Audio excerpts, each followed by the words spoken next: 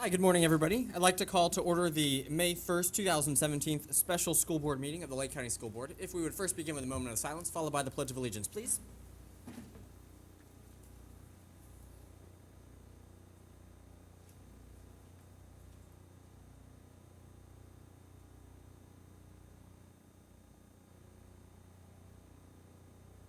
you. I pledge allegiance to the flag of the United States of America and to the republic for which it stands, one nation, under God, indivisible, with liberty and justice for all. Hi, good morning and welcome. This, instead of a workshop, is a special school board meeting because we have a number of actionable items on our agenda today. But before we do that, we have one public input card that is not related to any of the agenda topics, so we'll invite Vance Yoakum on up. Come on up. Oh, it is.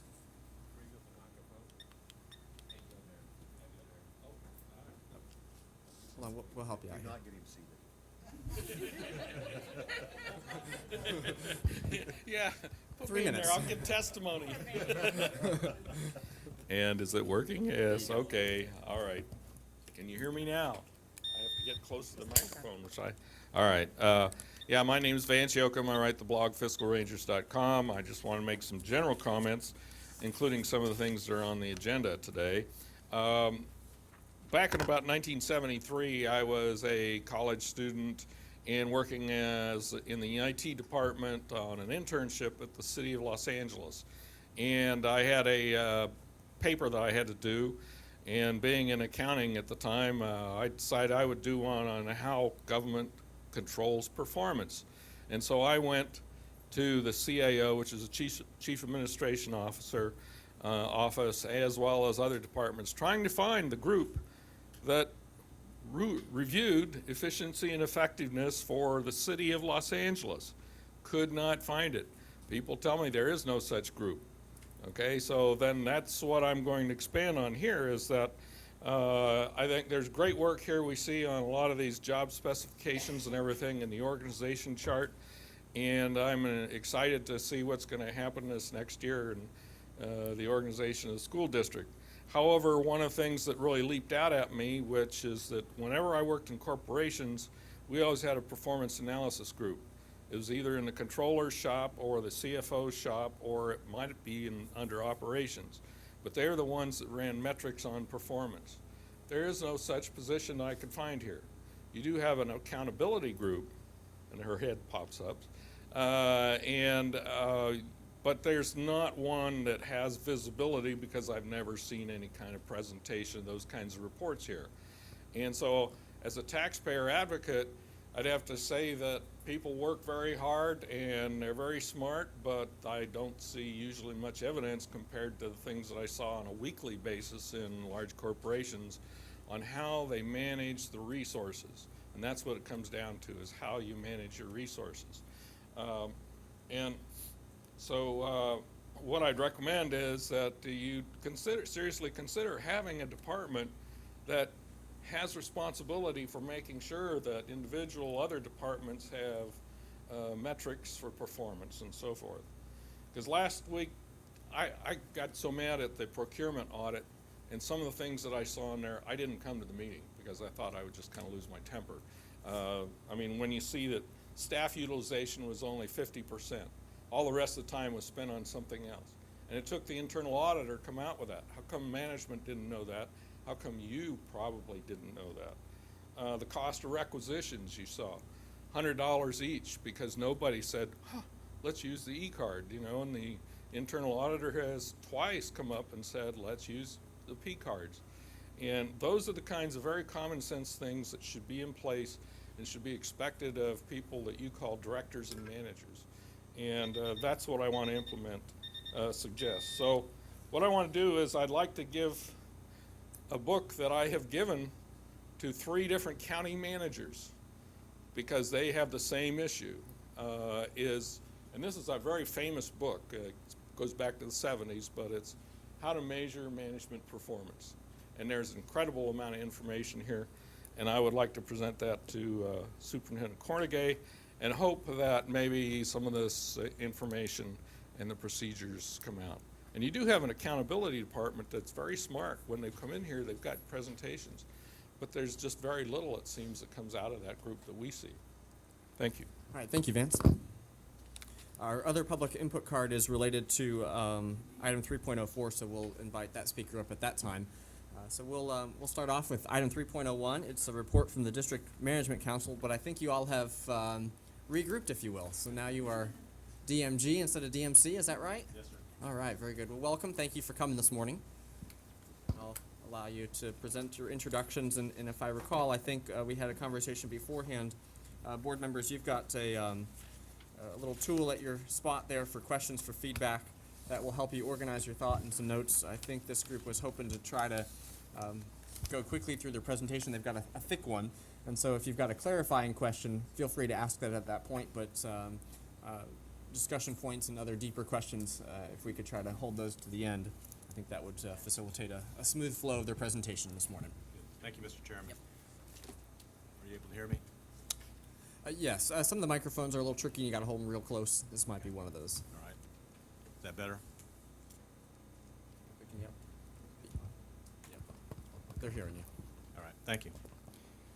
I'd like to begin by saying thank you to the School Board of Lake County for this opportunity to work with you on expanding and strengthening support for struggling students.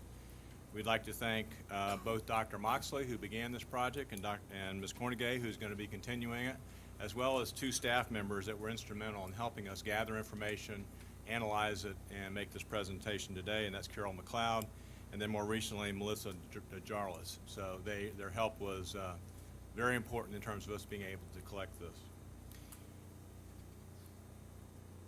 My name is Ed Pratt-Daniels, and I'm a senior advisor with the District Management Group. Yes, we changed it from council to group. Not a big change, but a little change.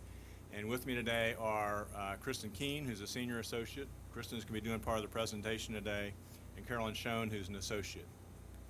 My background is had 36 years of experience in Duval County, Jacksonville, starting as a teacher, a principal, a regional superintendent, chief academic officer in my last 5 years as superintendent, and had the pleasure of working with Ms. Cornegay. She was one of our principals, and so it's good to reconnect with her. And it's been really a pleasure to work with the staff here in Lake County. And I'm going to go into some of the commendations in a moment, but it really has been significant and important, and we look forward to continuing that relationship. So today I have 4 parts. Very brief introduction, 5 commendations, areas where things are going well and you should be proud of those, 6 opportunities for consideration, and then a few next steps. So by way of introduction, the District Management Group has been in business since 2004. We really grew out of a member organization and continue to do that, but have since expanded to do consulting work and also technology solutions. Right now there's over 140 districts that are members of the District Management Group, and they represent a wide variety of types of districts throughout the country, small, large, suburban, urban, wide variety of school districts that we've had an opportunity to work with. And the reason that's important is because when we get into some of the findings, and particularly the best practices, not only do we look at the literature on the research, but we also have a very deep background working with superintendents and other school leaders in terms of what really works. That was one of the things that attracted me after I retired to come work with District Management Group, is that when we were a member district, there were very practical solutions. They weren't pie in the sky. There were things that could be implemented and would have impact on student achievement. So from the beginning, we've seen this as a 3-part wheel. The first, obviously, if we don't have improved student outcomes, it's not really worth doing. That's kind of the biggest tub. We also believe that you can't get there without looking at your operational efficiency. Where are we spending our money? Is that being spent well? Is that where we can focus our resources the best? How can we work more efficiently in order to focus on those areas in the strategic plan that are most critical? And then how do we allocate those resources based on prioritized needs? This is driven by the strategic plan developed by the superintendent and the board. And so all 3 of these areas have to work in conjunction, and you'll see evidence of each of these 3 in the presentation today. So as we look at the calendar, we have a 3-year commitment to work with the district.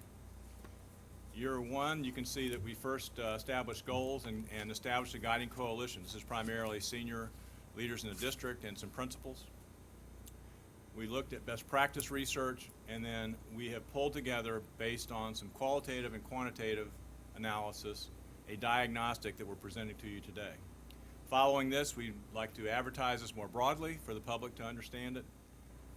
Develop out of those 6 opportunities, we want to, through the guiding coalition, narrow that down to a couple of them to implement immediately, and I'll talk some more about that in a moment. We'll also define what does success look like. If we were to make dramatic progress in, say, 1 or 2 of these opportunity areas, what would that look like? We would set milestones and goals, develop action plans and monitoring plans, and then in year 2 and 3. So all of that is within year 1. We began in August, and we will be complete by this summer. Starting next year, the intent is to implement and have 2 years of implementation to see what's working, what's not. What do we need to tweak? What's our evidence? So we looked at both qualitative evidence. We had interviews with district leaders, and we had a number of focus groups. Had the opportunity of talking to Ms. Luke as a school board representative. And you can see how extensive this group was. And what we looked at is who are those individuals who have the most impact on struggling students, both students who have an IEP and those who do not.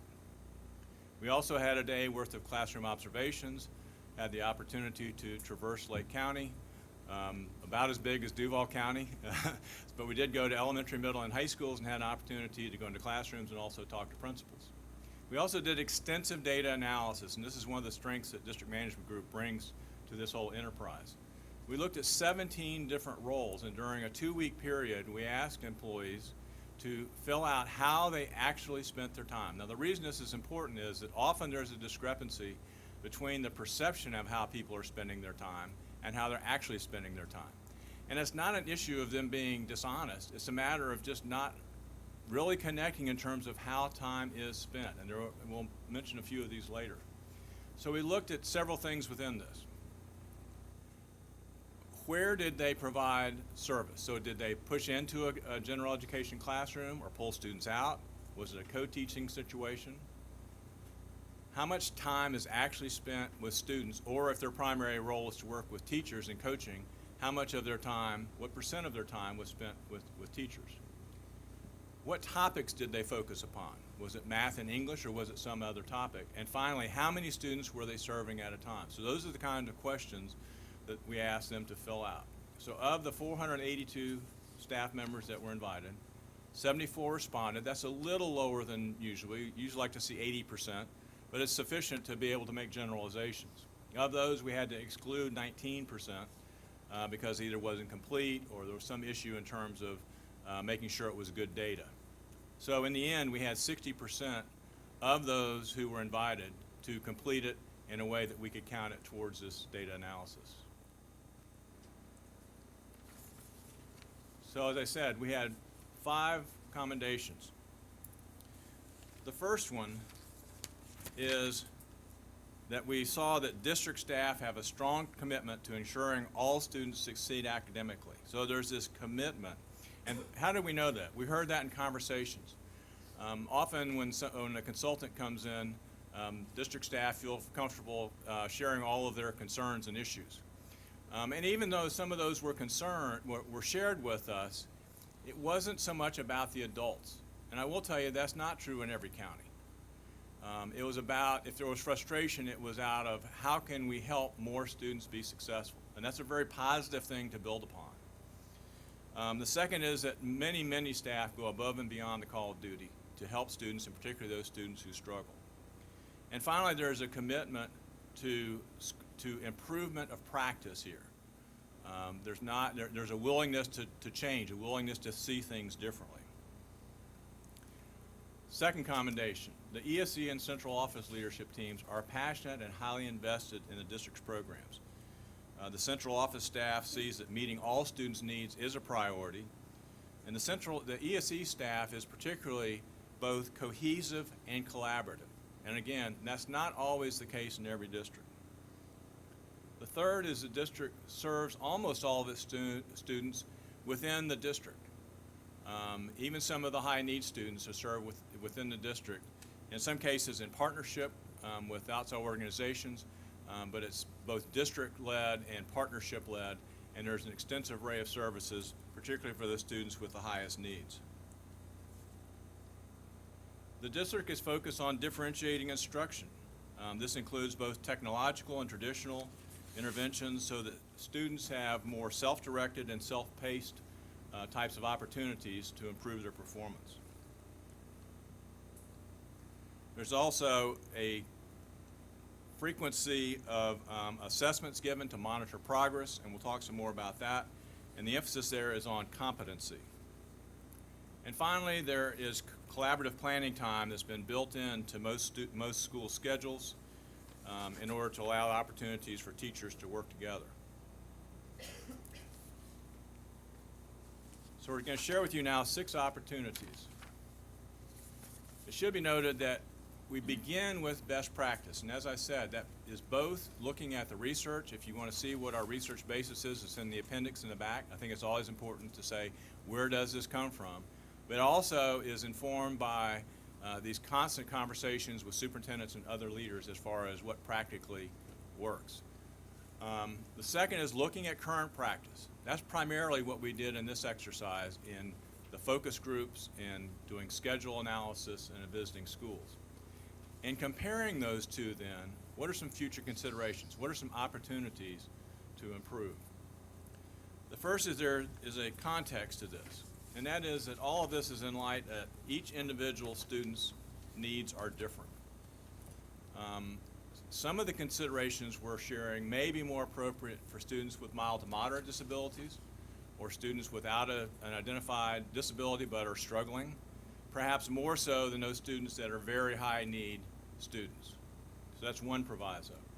The second is that it's going to be very difficult to try and do all 6 of these at once. We feel strongly that it's better to have a few things that are addressed extremely well than trying to cover the waterfront and not doing anything very well, and at the end of the day not having much impact. So that's why this next process, starting tomorrow with the Guiding Coalition, will be to hone down to 1 or 2 of these to begin with. It doesn't mean you don't address the others later, but to focus on those first. And each of these is going to take 1 to 3 years in order to be able to do the planning, the research, the implementation, the monitoring system, is it working or not, how do we want to tweak it, etc. So I'm going to share with you the first 2 opportunities, and then Kristen is going to share the last 4. The first one, strengthen the MTSS process, the framework, by providing additional support to teachers in core instruction, and in particularly how to differentiate instruction within core instruction. And the second part of that is to look at providing additional time for students who are struggling during the school day.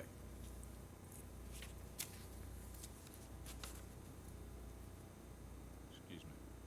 Why did it go off? There we go. A little trouble with the clicker today, sorry. So under the first one, supporting general ed teachers. I'm trying to figure out why we're not going to the, keep going. Keep going. Okay, there, thank you. So on the first one, supporting gen ed teachers so that they're more capable of doing core instruction differentiated to students.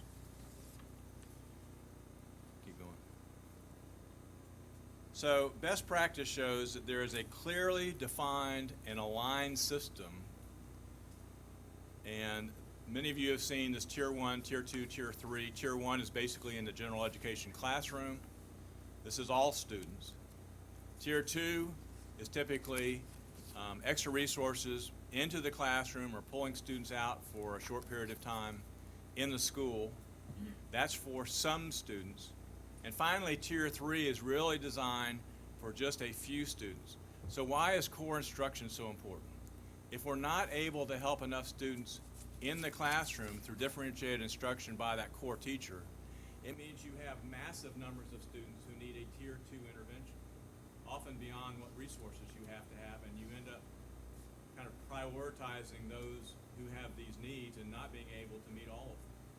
And so as much as possible, the first intervention is really at that classroom level to equip teachers to be able to intervene and help students there.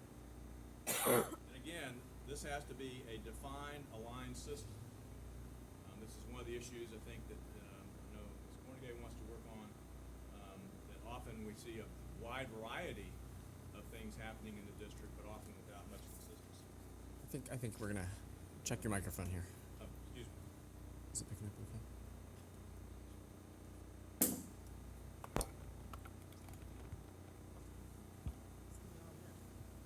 Yeah. So why is that important? It provides, first of all, equity. So while you may have variety from school to school within a framework, it ensures that at least all students are getting a certain amount of something within each of these tiers. It also makes it more possible for the central office to provide support.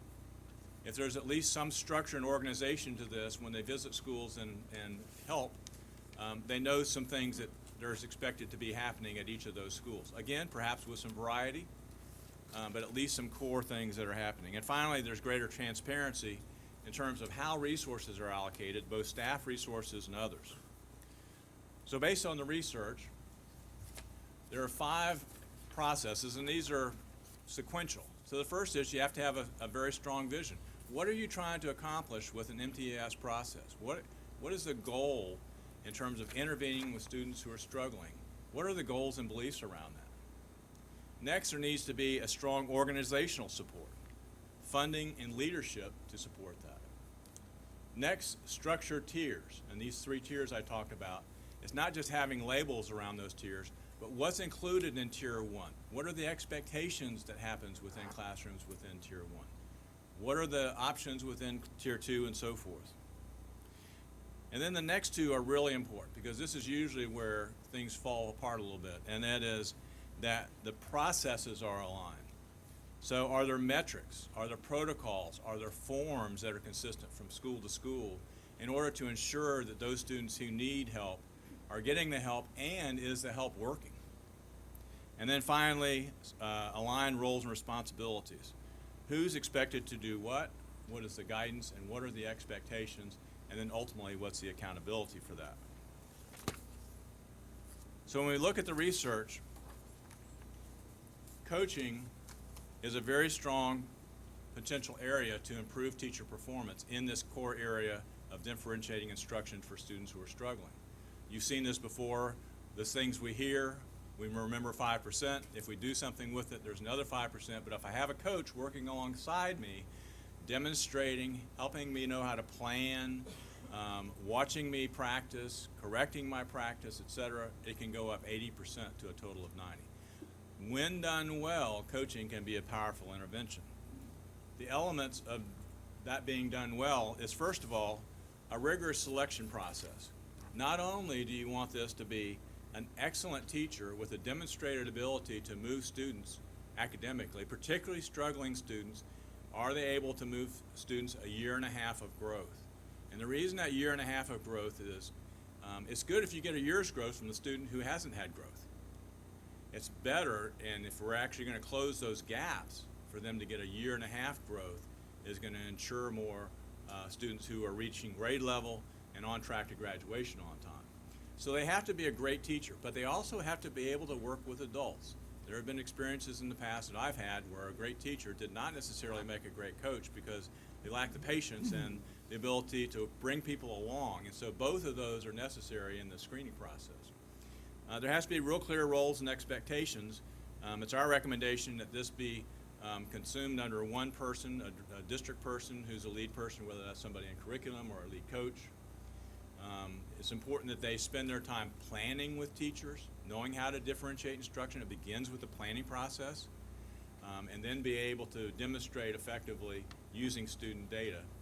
And then finally, to follow up with those teachers, is the practice as we're trying to embed in the classroom actually happening, with what frequency, what are the issues that are still there, and how can I help this teacher improve even more? So when we talked to those in the focus group, we heard some comments around this whole MTES process. There was a concern that there was not a central data storage system. There are some systems, but they're not connected. So I have to go to one place to get one set of information, somewhere else for another, and there's not one place where I can go and get a good view of the student's progress. Often the MTS process would seem to be cumbersome. And yes, there's going to be some paperwork, but it seemed at times that this was kind of more compliance-driven, check the boxes, as opposed to focused around what really helps students. Many teachers struggle to differentiate, according to one of the principals. Another person said, well, maybe it looks like this process is kind of set up only to identify students for ESE, and while clearly that's not, if there's perception out there on the part of some that that's the purpose of it, then that's problematic. And finally, that there is a lot of data out there, but often teachers don't know how to use that data to improve student performance. So one resource that's available to help students is the Florida Standards Teachers. Now, when we looked at how they actually spent their time, they spent 62% of their time working with teachers or students, about 50% with teachers and about 10% with students. Another group we looked at was the instructional coaches. They spent about half their time with teachers on direct coaching and about another 15% in collaboration with them.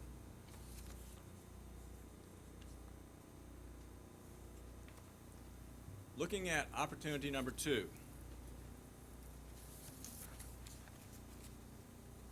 We want to increase the amount of time for students during the school day that they have to have direct intervention on those areas that are problematic in their performance.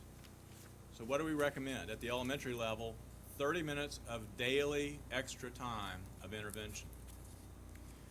Now, the reason this is important is, as I said before, sometimes if we're not able to address enough students in Tier 1 and we have massive number of students of Tier 2, what we find is that we often then either don't include everybody, or in some cases, we only serve them 2 or 3 times a week. This daily serving of this extra 30 minutes is critical in terms of being able to do that. It's also important what they do during that time.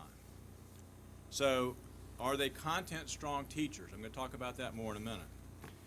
Are they there to work with teacher pre-teaching materials? Do they know what's going to be taught that day or the next day?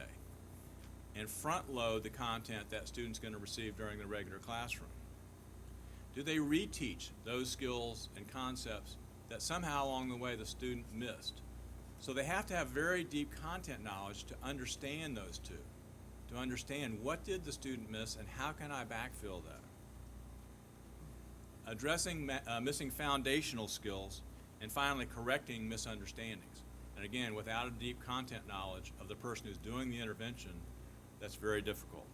And as I said before, it needs to be connected to the classroom instruction to pre-teach and to reteach. So thoughtful scheduling can be a part of this. This is an example of a positive example of a schedule where the intervention periods are spread throughout the day so they can address each of the grade levels. And it's called a no-cost alternative. It doesn't mean that you're not having to pay the intervention teacher, but you're not paying people beyond the school day for additional time.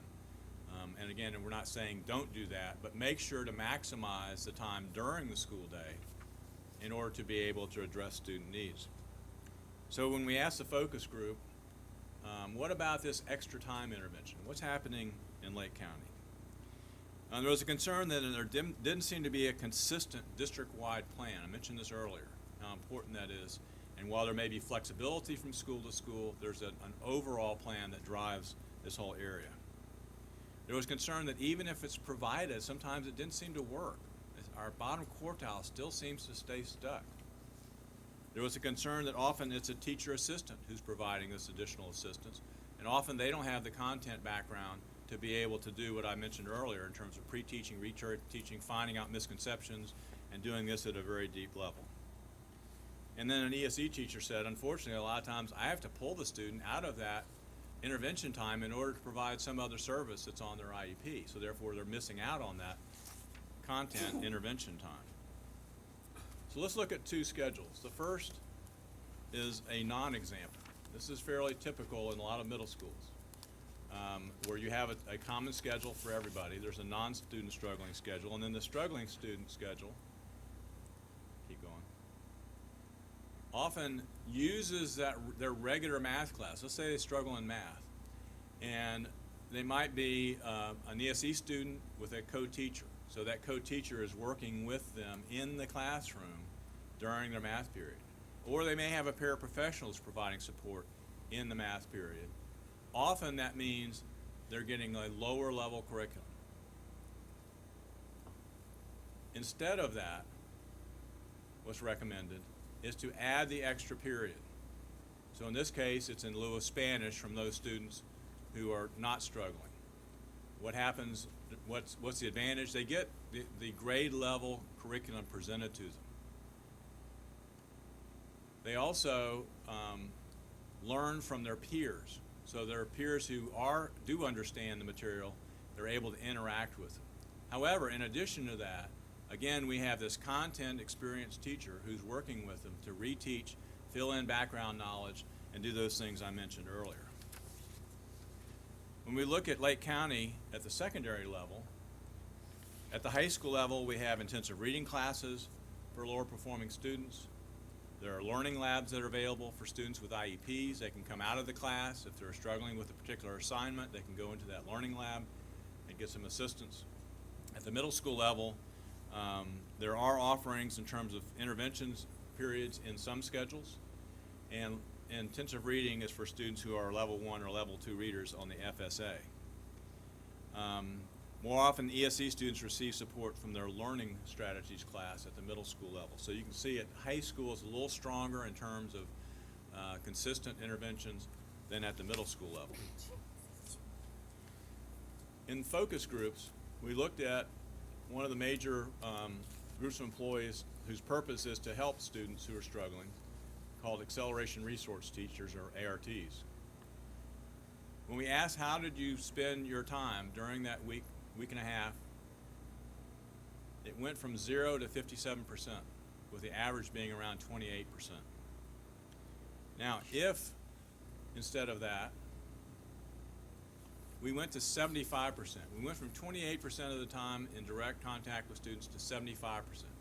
And 75% is not outside of the realm of what's doable. There are districts who have their intervention teachers spending 75% of the time directly with students, the other 25% in meetings and other activities.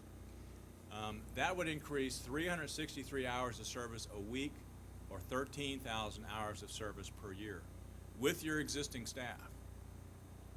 And so again, it makes it more possible, particularly if you're able to have great core instruction with differentiation, when they get to that level 2 and need the assistance of an ART, if they're spending more time with it, more students get served more regularly than currently you're able to do.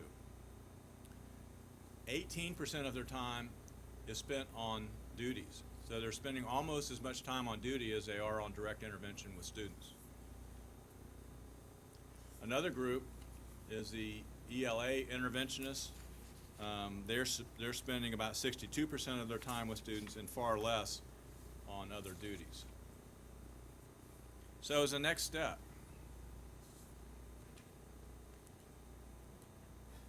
review the MTS process to streamline it, a centralized data system to house all the information on students, and then looking at the roles, responsibilities, perhaps even repurposing the roles of the Acceleration Resource teachers and the Florida Standards teachers, establishing guidelines and so forth to put more structure on this MTSS process, and also to streamline it so it seems less bureaucratic, less paperwork driven, and more effective in terms of meeting students' needs. On extra time, I've already covered that, excuse me. So let's look at struggling students. How do they benefit from, go back there, excuse me, opportunity 2. Ensure the interventions for students with mild to moderate special needs or struggling students, provide a staff with deep content expertise. I've mentioned this before. Let's look at a chart. So the solid teacher is able to get 1 year of growth. The excellent teacher gets 1.5 years of growth. And the research is clear that nothing is more important than a high-quality, excellent teacher in order to be able, especially to work with students who are struggling and are farther behind. When we look at a comparison, someone who's more of a generalist may be able to help a student with their homework, may be able to review for a quiz, but the content-strong teacher can do this analysis of what's behind. If a student answers a question in a certain way, what is their misunderstanding behind that, and how can I correct that misunderstanding? What fundamental skills are they missing? How can I intervene?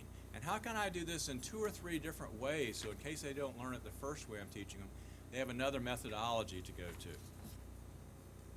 As we look at how we use paraprofessionals, I won't go through the whole thing, but the biggest difference is it's very appropriate to use paraprofessionals for the first 4 bullet points.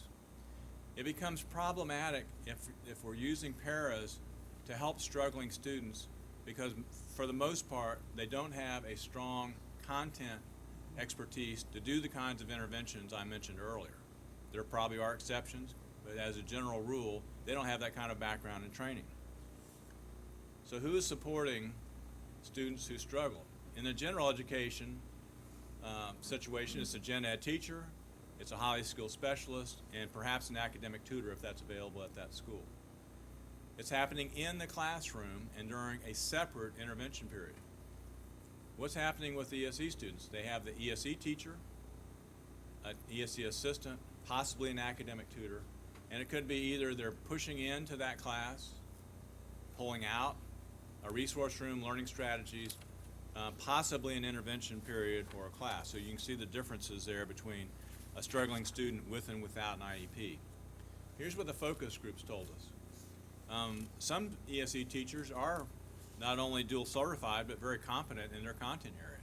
So by saying ESE teachers, I don't mean to imply that there aren't some who are. There are some who are very well qualified. They began as great content experts before they went in to special ed. But certainly not all are, and some of those are providing that kind of core instruction and the interventions. Often a TA is the one providing that assistance. And again, it's not that there aren't some who might be able to do well, but in general, that's not a good approach. The resource room is available, but it's generally a generalist. As we looked in those classrooms, it looked like it was primarily homework support.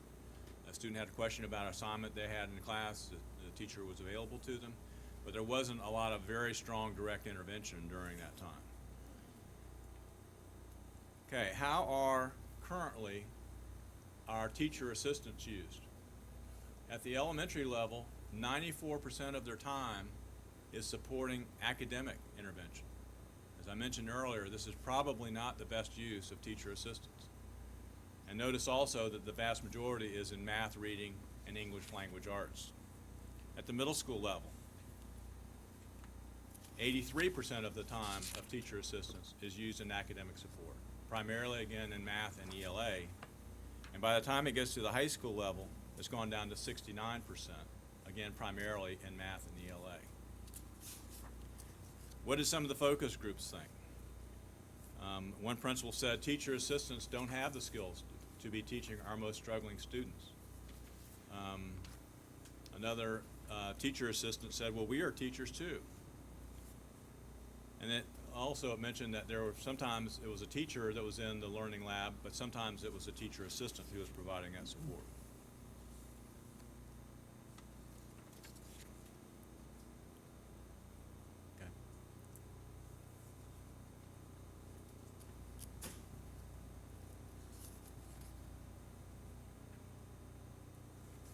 Okay, so how do ESE teachers spend their time? I'm sorry.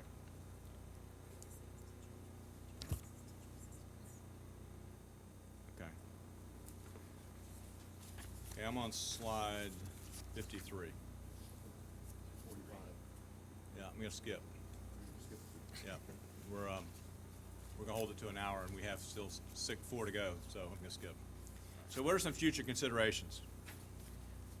Look who is supporting students. Have a plan as far as who provides these supports.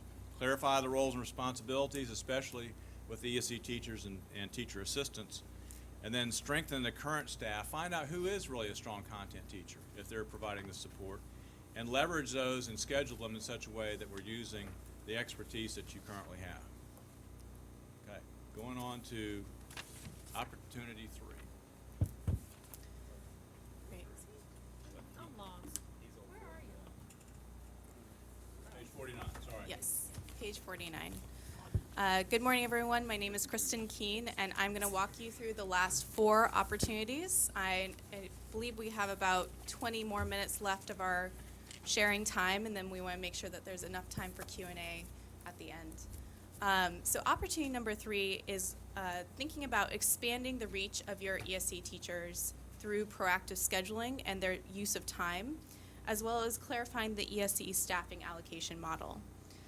Best practice shows that effective use of ESC teacher time focuses on establishing guidelines on how much time they should be spending with students, how much time should be spent on paperwork and meetings, making sure that there's at least a baseline understanding of what they should be doing. Also using proactive scheduling that can maximize their time with students, as well as help manage their workload. Across multiple roles in the education sector, ESC teachers are asked of the most to do many things with their time. So making sure that their workload is more manageable is helpful through scheduling. And then of that indirect service time, that time that they're not spending in direct service with students, how can you streamline that to make sure that the paperwork and meetings are more manageable and more consistent across schools? Looking at some of the schedule collection data we collected, currently mild to moderate ESC teachers spend about 51% of their time on average working with students, and you can see there's a wide range of how the ESC teachers across Lake County that are supporting mild to moderate students are spending their time. Looking at their time a little bit in greater detail, you can see that 36% of their time is spent on other responsibilities such as assigned school duties, collaboration, other meetings other than the IEP or MTSS, professional development, and about 13% of their time is spent on IEP-related responsibilities. In focus groups, a common theme that we did hear from many different groups, particularly ESC teachers, was the challenges they face in scheduling, both at the master school schedule level and at their individual day-to-day schedules. Often they noted that it's difficult to pull students with similar needs from the same subject because of the schedule. Their services aren't scheduled first in the master schedule, so that makes it additionally challenging for them. And because of the limitations, some felt that they need to make the IEP fit the schedule. When we look at if the teacher responsibilities and use of time are more proactively managed, if you increase that time with students from 51% to 75% by shifting responsibilities, streamlining paperwork and meetings, decreasing that indirect service time, about 2,500 additional hours per week could be gained. So not only does that help increase time spent with students, but it also provides additional capacity to your existing staff. In focus groups, it was also a common theme that there was a lack of clarity around the current ESC staffing allocation model. I think within the ESC department and in certain other central office departments it was clear, but when you spoke with ESC teachers directly, they weren't sure if it was equitable across schools. Principals weren't sure if it was determined by intensity of student need, and some administrators it was a mystery to them. So a few next steps on what to consider going forward. The first few bullets are centered around the service delivery model. So reviewing the current service delivery models across schools to increase consistency of student service from school to school. And within that, thinking about the responsibilities of the ESE teacher, how could their time be streamlined when they're not with students so that they can increase student contact time. Developing guidelines around how they should be ideally using that time, and helping implement those guidelines through thoughtful scheduling and scheduling strategies. As part of the review, considering revising the district's approach to supporting students with more severe needs by shifting away from a pure cluster site model is something that came through as well. We heard about, there are certain sites within Lake County schools that house the IND or EBD programs, and students spend a long period of their day on the bus to get to those sites. So thinking about maybe spreading out those sites across the schools to lessen the amount of time on buses, but also increase ownership at the home schools for those students as part of their population. And then finally, consider reviewing the current staffing allocation model and develop a plan on how to clarify to staff how resources are allocated to schools. The fourth opportunity is focused on expanding social, emotional, and behavioral supports by increasing direct services to students and providing more strategies to the classroom teacher. Best practice shows that in order to increase the training and support available for classroom teachers, roles that are providing social emotional supports across a variety of means should be coordinated and work as a cohesive system. So in this graph you can see the behavior specialists, whether that be certified behavior analysts, school psychologists, ESE teachers with behavior expertise, or social workers. They're providing that training and support to the classroom teachers and perhaps even to paraprofessionals to then provide additional support in the classroom at that tier 1 level.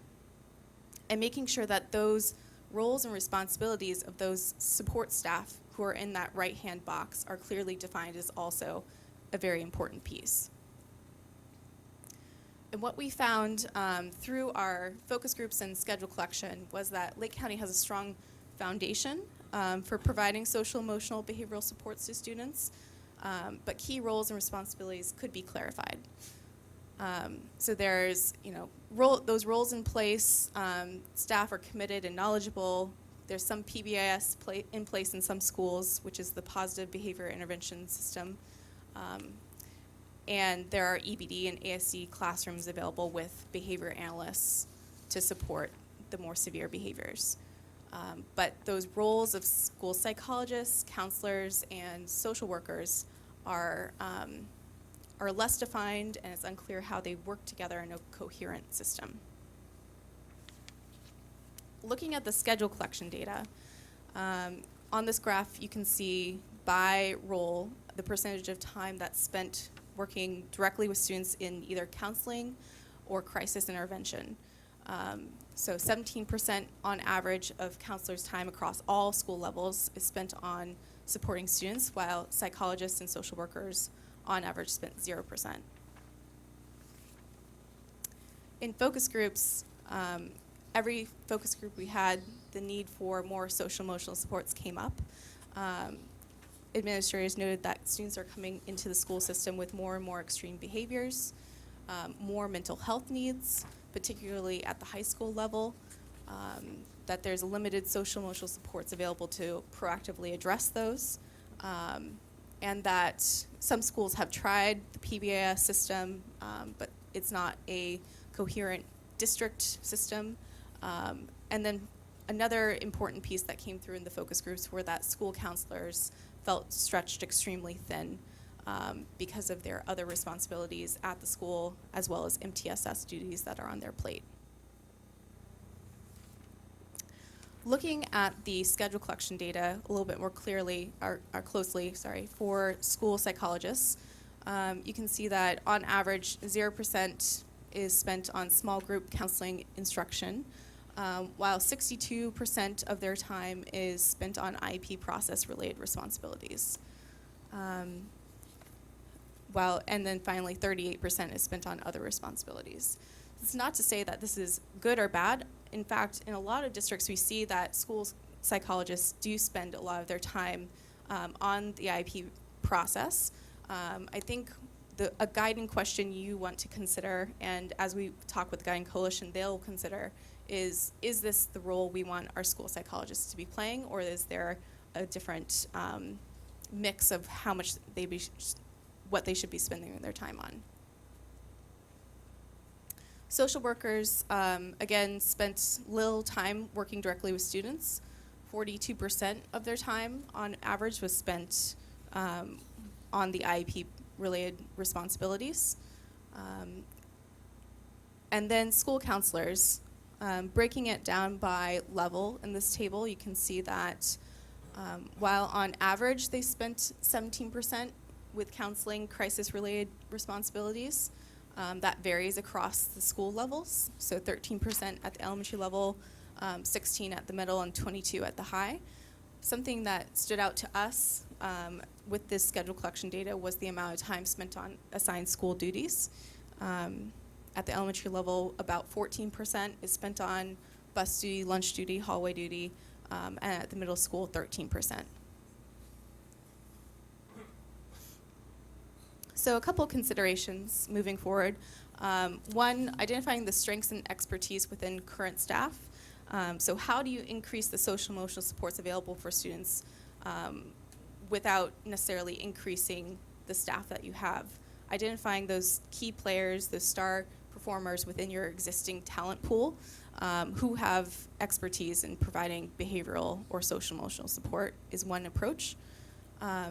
Clearly defining the roles and responsibilities for those staff, and then thinking about ways to streamline meetings, paperwork, other responsibilities to increase the amount of time they can spend with students. And then lastly, perhaps seeking or expanding outside partnerships to augment the district's resources. The fifth opportunity is around expanding the reach of related services staff through thoughtful scheduling.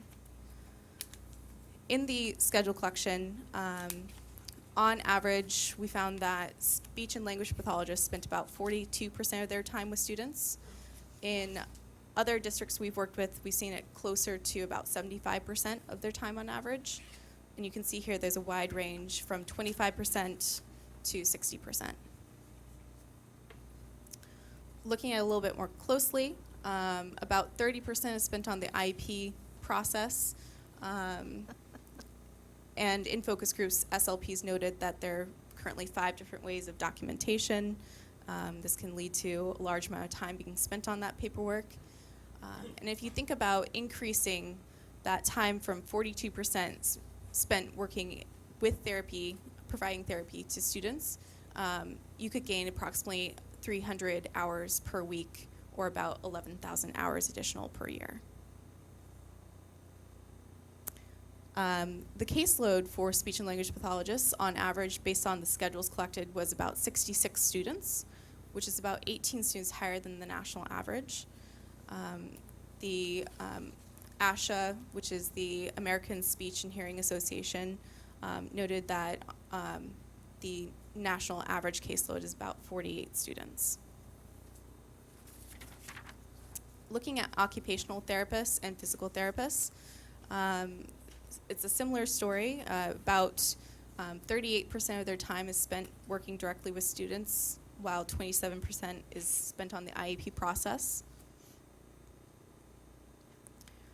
So a couple considerations with this opportunity are developing guidelines on how you'd ideally like related services staff to spend their time, how much time with students, how much time on paperwork and meetings. And then also in conjunction with that, thinking about group size with those guidelines, and then helping implement those guidelines through thoughtful scheduling. The last opportunity, consider refining the role of the ESE school specialist. Across the country, we've seen various different ways in which special education or ESE departments and staff can be organized. There's no one right answer. It depends on the district context and expertise, or context and culture. But with specifically school-based staff members, we've seen that there's two primary benefits for having those in-school experts. The first being that they can help alleviate the amount of time ESC staff members have to spend on those indirect responsibilities by taking on some of the meetings and other paperwork.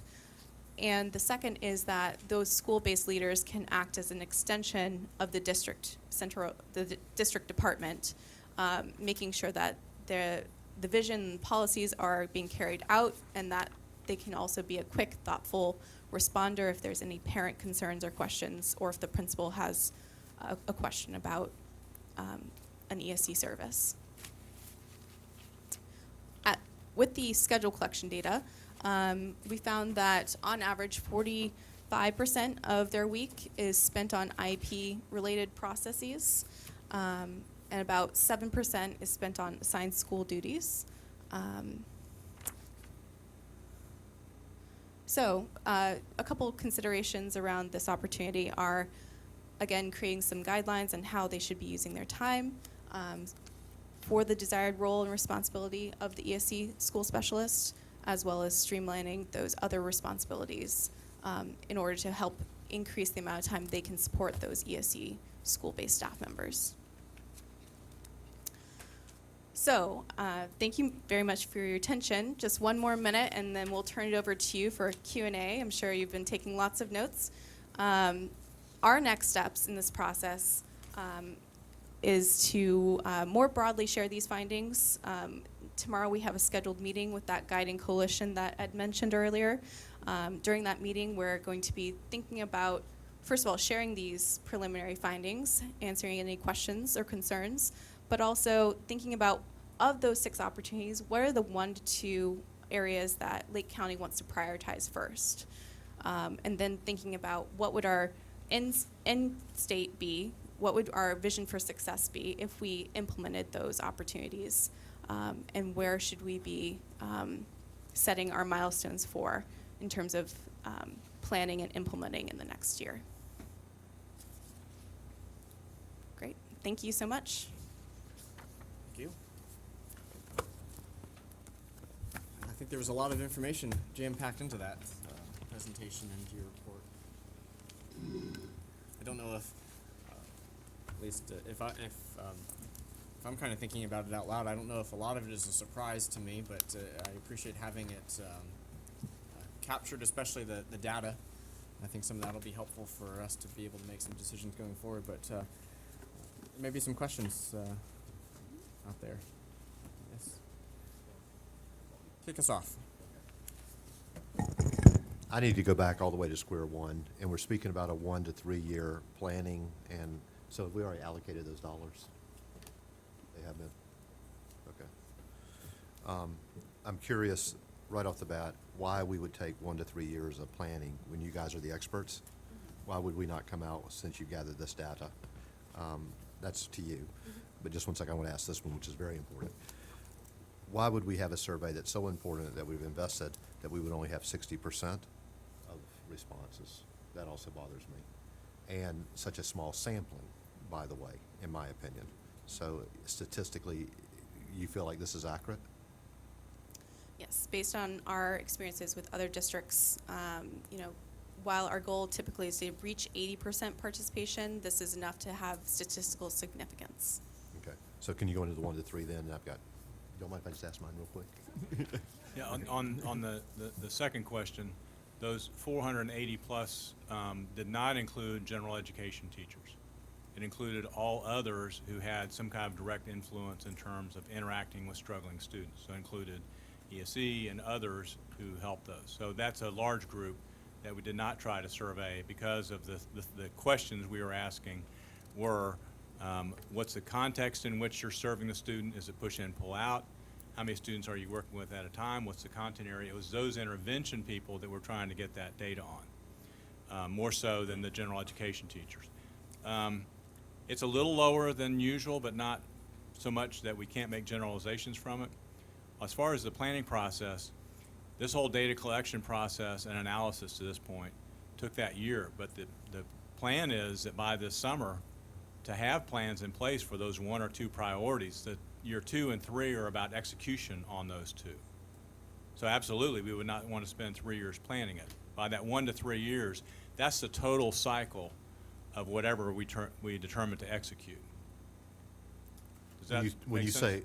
say we, We in the district, in conjunction with support from the District Management Council for the whole 3-year process. So we're finishing up year 1.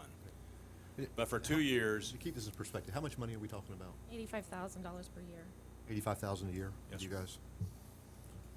So next year, for 85,000, you're gonna begin to implement?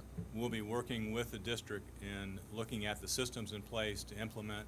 What's the monitoring system? How do we know what's working? What needs to be tweaked, et cetera? Yes, sir. And I guess this goes back to Vance's decision. At what point are we looking at benchmarks of success from your standpoint and this investment that we're making? Because this seems, reading through this and all of these power slides are things that we see on a pretty regular basis as far as how we interact, and I don't know why we. I feel like the only thing that is different is that it's quantified. We all knew this. I knew this. I assume y'all knew this. Well, thought it. I didn't know. Well, so I guess then the big question going forward is, we approved this contract initially under a previous administration. I mean, I don't know about you all, but having gone through my walks on the schools with the superintendent, I'm just going to go out on a limb and say not much of this caught you by surprise. So, I guess, I guess we would probably potentially need to regroup as a board and decide whether or not, we need to continue committing $85,000 a year, or if that's kind of the sentiment I'm getting from you as the board from this, and based on the information. I feel like you want to say something. No, I think what I'd like to do moving forward is, and certainly I do think that we do need to review. Tomorrow, we're going to be meeting with them, and I'd like to see the outcome of that meeting to better understand what the plan of implementation would be and what that investment would look like. If I'm comfortable with that, I would come back to you and provide that recommendation. If I'm not, then I would agree that we need to look at the use of the remaining funds and might reallocate it accordingly. So that would be my recommendation. I'm good with that. Okay. Then that's all my questions or comments. Did you consider, or did you look at the school-based coaches, the reading coach, the math coach, the science coach? There's a lot, Yes, those were the instructional coaches in the first opportunity. Okay, that was captured in instructional.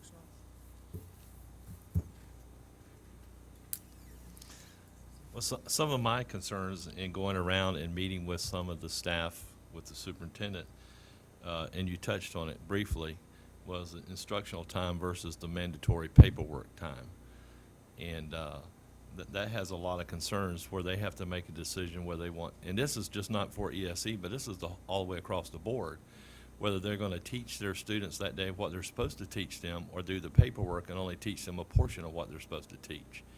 And my question, and I had with the superintendent at times, she was not fully aware because it was new to her, was that is this something we are implementing, or is this something state or federally that they have to do? Now, on the ESE side, I could see maybe that's some state and federal on that side, but on some of the other, I'm not sure. But I mean, that's a concern there, that our teachers are not able to teach because they have so much paperwork that's bogged down. And that's why maybe sometimes the TA is having to come in and do some of the support because of that. It's at all 3 levels. Certainly where there's federal dollars, as you mentioned, for the ESE students, there's a certain amount of paperwork. Often, though, the way that is done is more burdensome than it needs to be. There's going to be some paperwork. At the state level, for instance, they require an MTSS process, and you have to document and show your plan as to what you're doing. But there's often more flexibility. Sometimes this is the way we've been doing it, so that's the right way to do it, as opposed to pulling back and saying, is that really required? Is that meeting required? Do we really have to fill out that piece of paper? What's the value added in doing that? And is that really required by the state or not?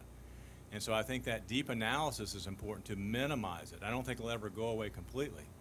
But the more we can take that off, it creates a lot of frustration, as you know. You've heard that. And the frustration is I can't get to the students I want to help because having to do this. So I think that even when it's driven by Fed and state, often there's more flexibility at the district level than has been given credit. On your, what is the, do you have a breakdown, or can you provide us later with a breakdown of, like, for example, the speech and language pathologist? Is this one person on each bar? And then, okay, so we have a relatively small sampling here. But that other chart that had, so there's like a big variation, right, in the groupings, and the amount of sample per group, correct? And wouldn't that affect, whether or not these results are, and why don't we have a plan forward? It took a year to get this? Well, the schedule collection was only conducted in January, a few months ago. Oh, okay. Yes, so we had focus groups in the fall, and then we wanted to make sure that there was a 2-week period in the schedule where there was no unusual activities going on, such as holidays or testing, because that could really skew the data. So finding that 2-week window was a little challenging. So we wanted to make sure that it was during the right time. So it was implemented, or the schedule survey was implemented in January, and now we're here today sharing these results. Okay, so also to be clear, during testing season, we know that our guidance counselors are pretty much doing nothing but testing. So this data doesn't capture that at all. So it's worse. The situation is worse than what's in your data, right? I think during testing season, what is the ideal role for a practitioner gets skewed significantly. That's common across lots of districts. But what we wanted to show here is during a typical week, as typical as that can get, what are they typically spending their time on average?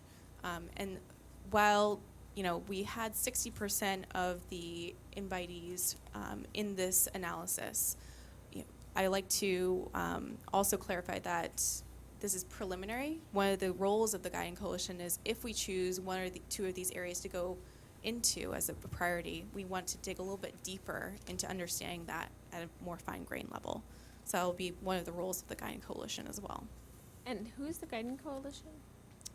Is it a stakeholder group? Is it your people? I don't know.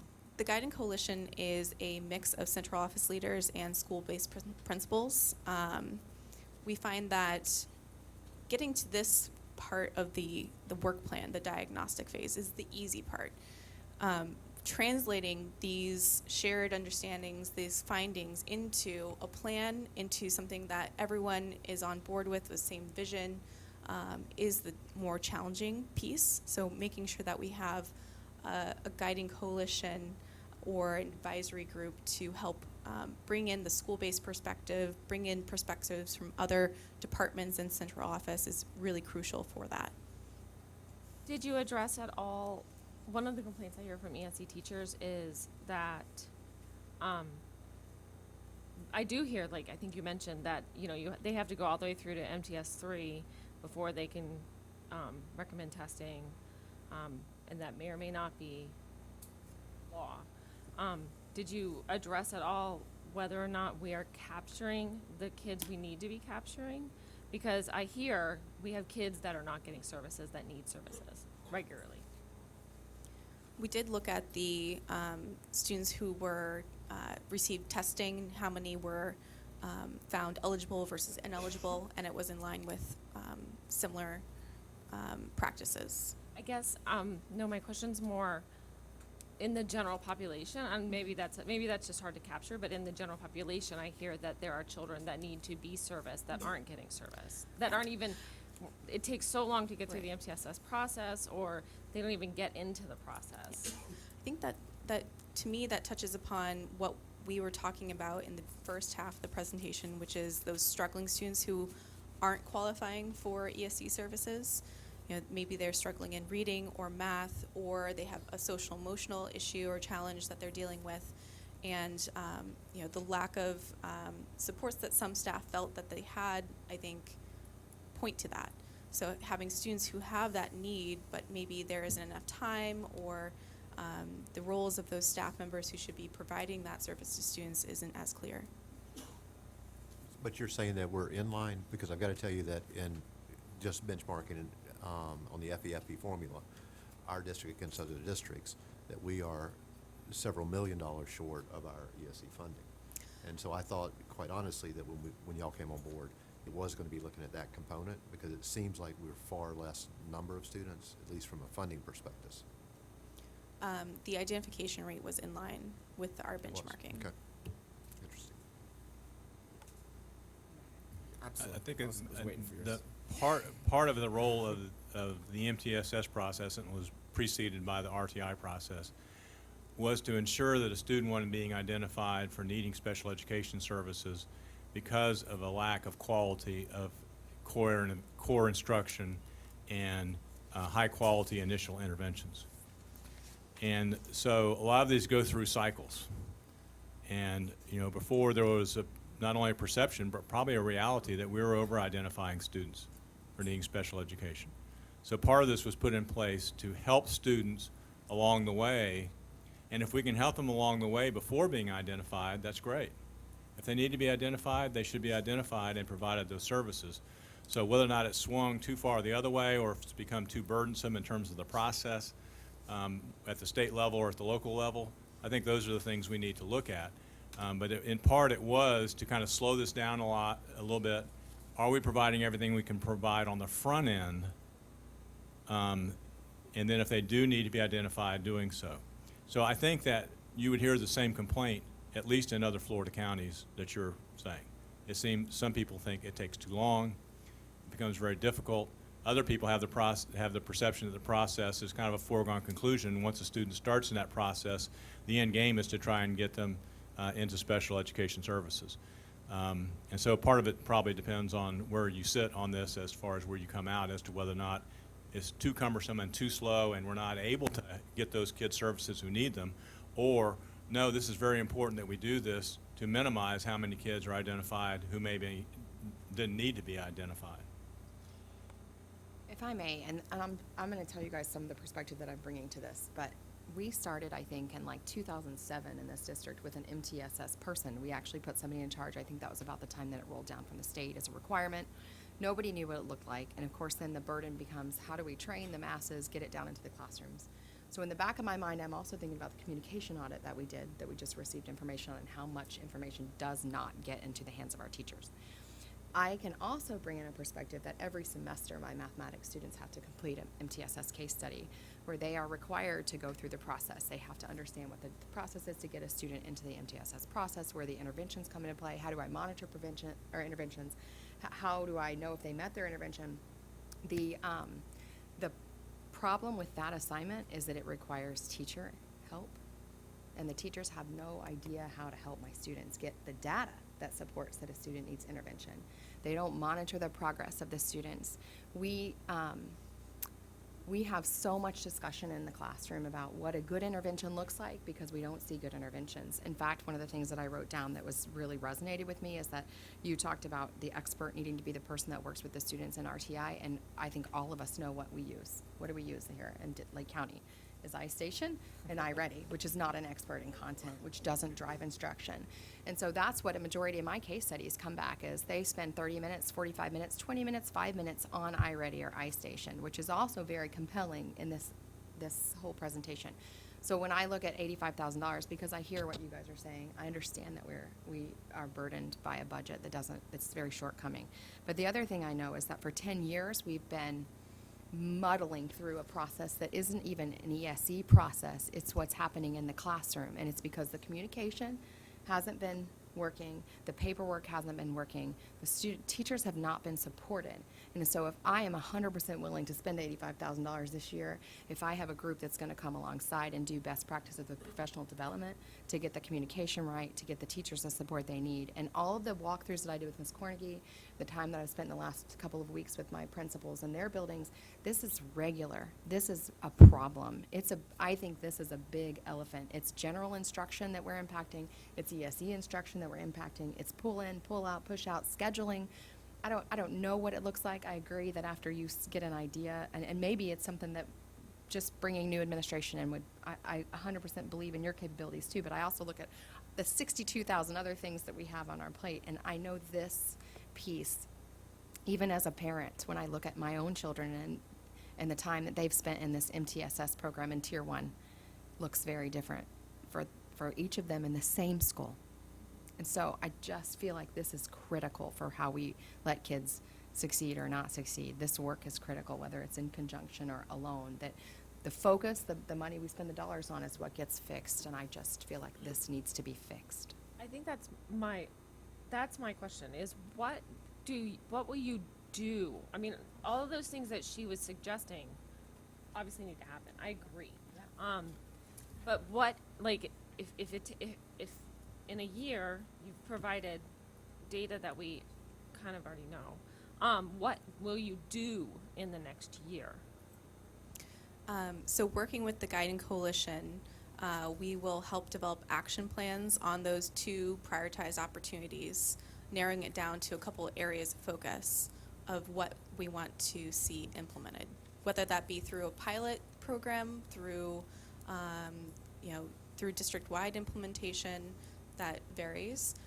But what we bring to the Guiding Coalition is our experiences from other districts, what we've seen work, what we've seen not work, also benchmarking information, other data. And then I think one of the highest leverage points that DM Group brings to the table is some of our scheduling expertise. We have a proprietary scheduling online tool for both elementary master schedules as well as for individual practitioner schedules and, middle and high school schedules as well. So making sure that, because I think setting guidelines, that's something that the district can do. You can form a committee to think about what should staff be doing with their time, but how do you actually take that ideal that's written down on paper, that's in this presentation, and actually implement it in the schools? What tools, what structures do you need to have in place to enable staff to be successful?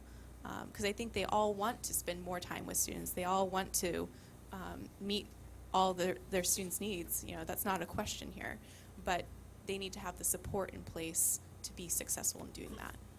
Well, Christy, I think there's you said something that was pretty interesting there. That this was data we already know, and I think while that may have existed, I think what was missing was feeling compelled to do something about it. That I felt compelled. well, certainly I think this board is undoubtedly compelled. There's no doubt, and I think our superintendent is undoubtedly compelled. So as I'm looking through some of these challenges that you've presented before us today, some of it boils down to leadership expectations. Some of it boils down to having an effective process in place, solid strategies.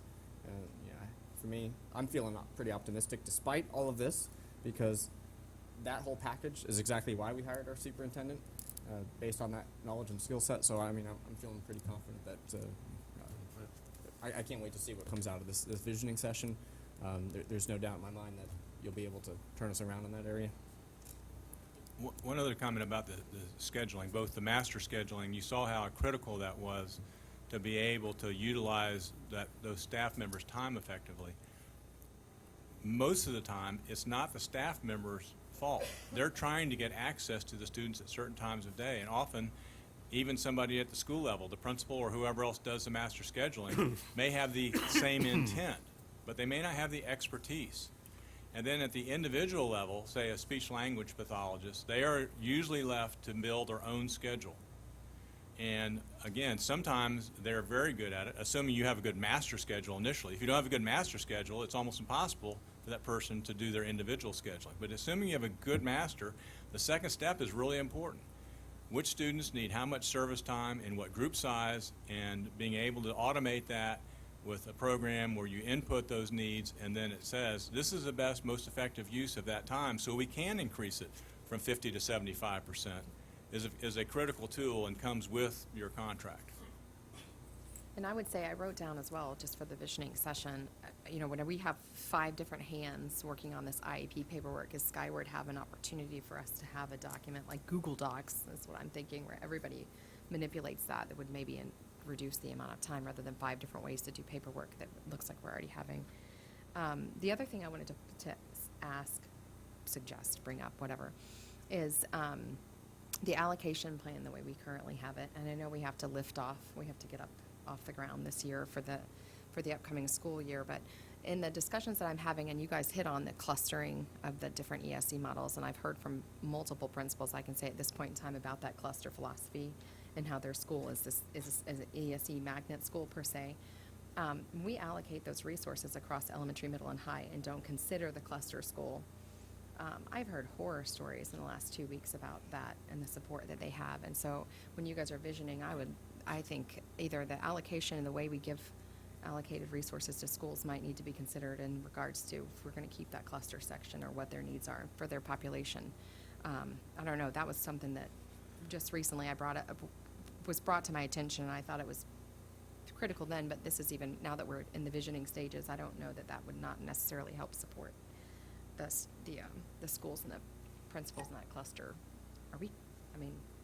That's the visioning session, we'll talk about that later. Well, and I can tell you, as you said, a lot of this was not new.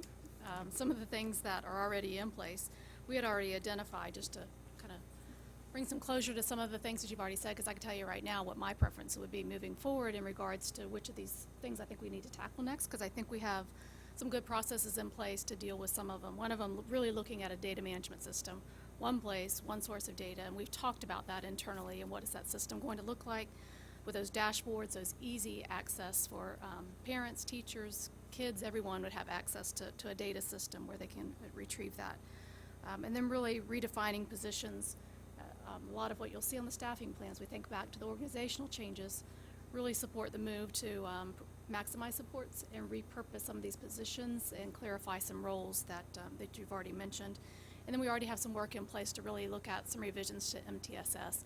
When board members walk schools with me, I know Mr. Gamble, he is well versed in MTSS because we heard it everywhere we went.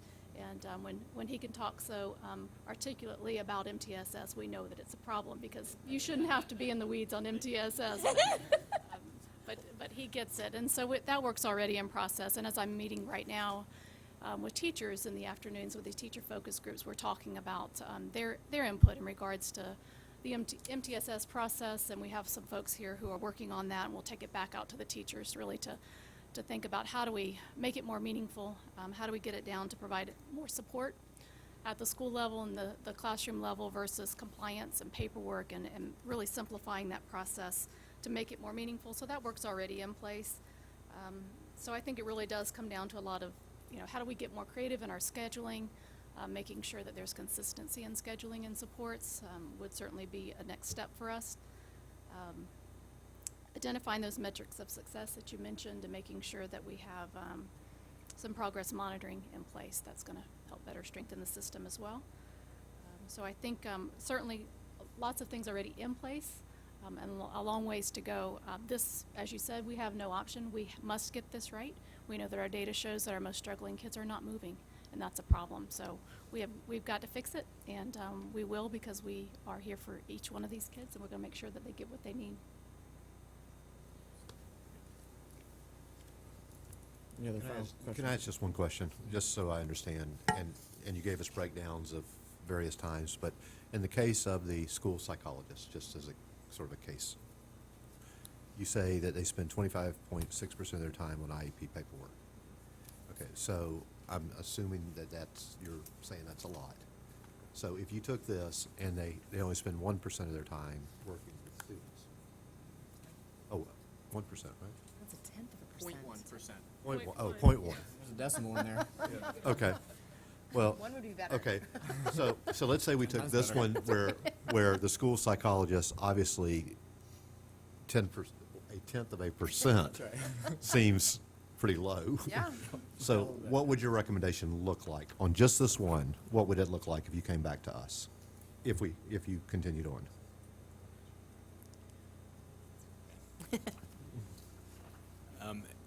As Kristen said, it depends on what you see as the scope and responsibility of the school psychologist. That 0.1% would be working directly with student on social, emotional, behavioral kinds of issues in more of a therapeutic kind of situation. They work with students all day in testing, but that's a part of the IEP process. It's not unusual at all for districts to say, yes, that's the role we want of our psychologists. Now, are we getting the maximum time in testing and so forth from them? How many is realistic for them to do each day? That's a conversation. If you wanted them to do more therapeutic kinds of interventions, whether that's individually or in group, then we'd have to look at how their current time is used. So that one's probably a little bit unique in terms of how a district defines their role and responsibility if it goes beyond just testing to see if students qualify for an IEP. And I think also, it seems like part of that problem might be their caseload. I think when you showed us a slide there that our caseload is significantly higher than most other places, and in some schools there's a 4 or 6 month waiting list for these kids to even get tested. So to think about, you know, waiting a half a year to even test the kids to find out if they even need services, well, there's your problem. Had a Go back to that situation caseload. just recently, I think it's like 3 to 4 weeks ago, where a student had been waiting since the beginning of the school year to be tested, and I sent the email that I received on to Ms. Cornigan, and she took care of the problem, and they were tested immediately. And that's what, on page 60, is what caught my eye a lot, and then breaking down on 62 and then 63 of the individual areas there. 0% for the psychologists and social workers, but yet you bring out the testing is 14.2% and 10.2 on the social worker. Yeah, and I understand what you're saying is that on the job description, what are we going to have them do?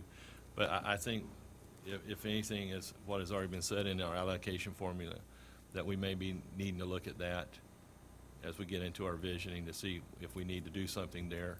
But our students that need help, we need to make sure they get the assistance they needed. And so we may have to look at other ways. And just to add on to what Ed mentioned as well, you know, what we'll see in most districts is maybe the school psychologist is going to be doing just the testing evaluation as their main job responsibility. But what you would expect is that the social worker or the guidance counselor or some other social emotional support staff member have a large amount of their time spent with students.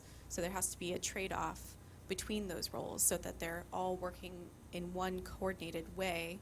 One role is around testing, making sure you're identifying the right students, getting them services they need, while the others are actually providing the services, have time in their schedules to provide that support to students. That's the additional thing I'd like to add. Oh, go ahead. Sorry, this was just this is a more minor point, but like, I'm looking at your schedule. This is your best practices schedule? That's Sorry. an example, 26, page 26. illustrative example. Because like, a mother who's a first grade teacher, I can look at first grade and it kind of surprises me that you put intervention as the very last thing in the day. Where the intervention was, this is just an illustrative example. Definitely, you know, for certain grades, especially primary, it's better to have that intervention time in the morning. But what this slide was trying to illustrate is building in that 30 minutes within the school day schedule. It's already built in, isn't it? In a number of the elementary schools, it is built in. What we need to look at is on the master schedules, and we've not done this yet, if the Guiding Coalition decides to select this area, we do a much deeper analysis, which we can assist with, as to are there times in the day when interventionists cannot get to students. There are some schools, I'm not saying in Lake County, where they've blocked the first 2 hours of the day is all for literacy. Nobody, whether or not it's an ESE teacher who's providing additional services or an interventionist, can pull them out of that block. And so that's the kind of example that was illustrative, not in terms of which grade levels, but just the fact that there are times throughout the day that person can actually access students. The same would be true for speech-language pathologists, OPTs, PTs, et cetera. Sometimes what they describe to us is often it's very difficult. There are times of the day where they cannot access students, and therefore it lowers the percent of the day they can spend with students. The scheduling issue is a big issue. Based on your 1 year with us, of these 6, what would you prioritize if you were making the decision? What would you say are the top 2 you said you would take on? I'd say the one that Ms. Cornegay just outlined. And I'm not trying to be facetious. I think those are two very important ones. But I think they're all important. But again, it's the district having to decide which are the most important to start with. I think certainly the two she mentioned are critically important. Ms. Cornegay, am I correct in that you might feel that there are certain of these priorities that we could handle internally? Yeah, and some of them we already have. As coming in, we knew that meeting the needs of our struggling learners was something that we had to address. So a lot of it, I would say, in most areas, that there are things already in place to deal with. Some of them we have a long ways to go, such as the scheduling would be definitely a priority as we move forward. And the other thing that I wanted to mention in regards to what Luke was mentioning, I think those I've had an opportunity to talk to about our ESE staffing, that I've expressed concerns about the cluster model. And thanks to Melissa Desjardins, who's in the back, I have her working on a project right now where she's collecting a lot of data looking at by exceptionality, by school, how many kids are being transported by exceptionality, and so that we can go back and really look at our staffing model to make sure that you don't take all your most struggling learners and put them in your most struggling schools and then expect things to change. And so we've got to change that mindset. It has huge implications in terms of staffing and transportation and all those things involved, but it's the right thing to do for kids. And so she's collecting that data for me now. We're looking at that and going to be kind of a next project as we head into the summertime to look at, can we go ahead and, I'm concerned about the timing of that, but if we can turn that around quickly and get those services in place. I want those kids back in their home schools, as long as we can make sure that we have the supports there to do that. So that's kind of where we are with that. I have no idea what I was gonna say. I right. lost it. We certainly appreciate your presentation this morning. It was incredibly thorough, and I think that after you all have a chance to do your visioning session, you'll be able to come back to us with some recommendations on next steps and how we as a board can support those efforts to help our struggling students. Thank you all very much.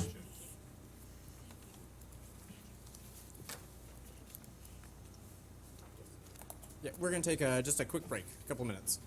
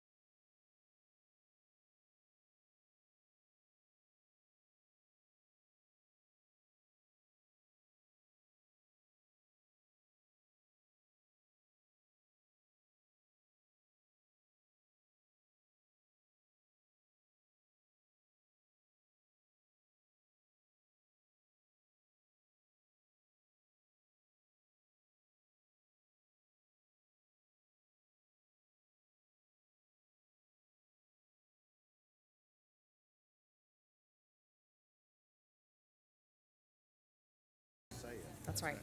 I forgot what I was gonna do. I was gonna do something. Get some new faces and we're good to go. Yeah, that's right. That's right. I remember what I was gonna say.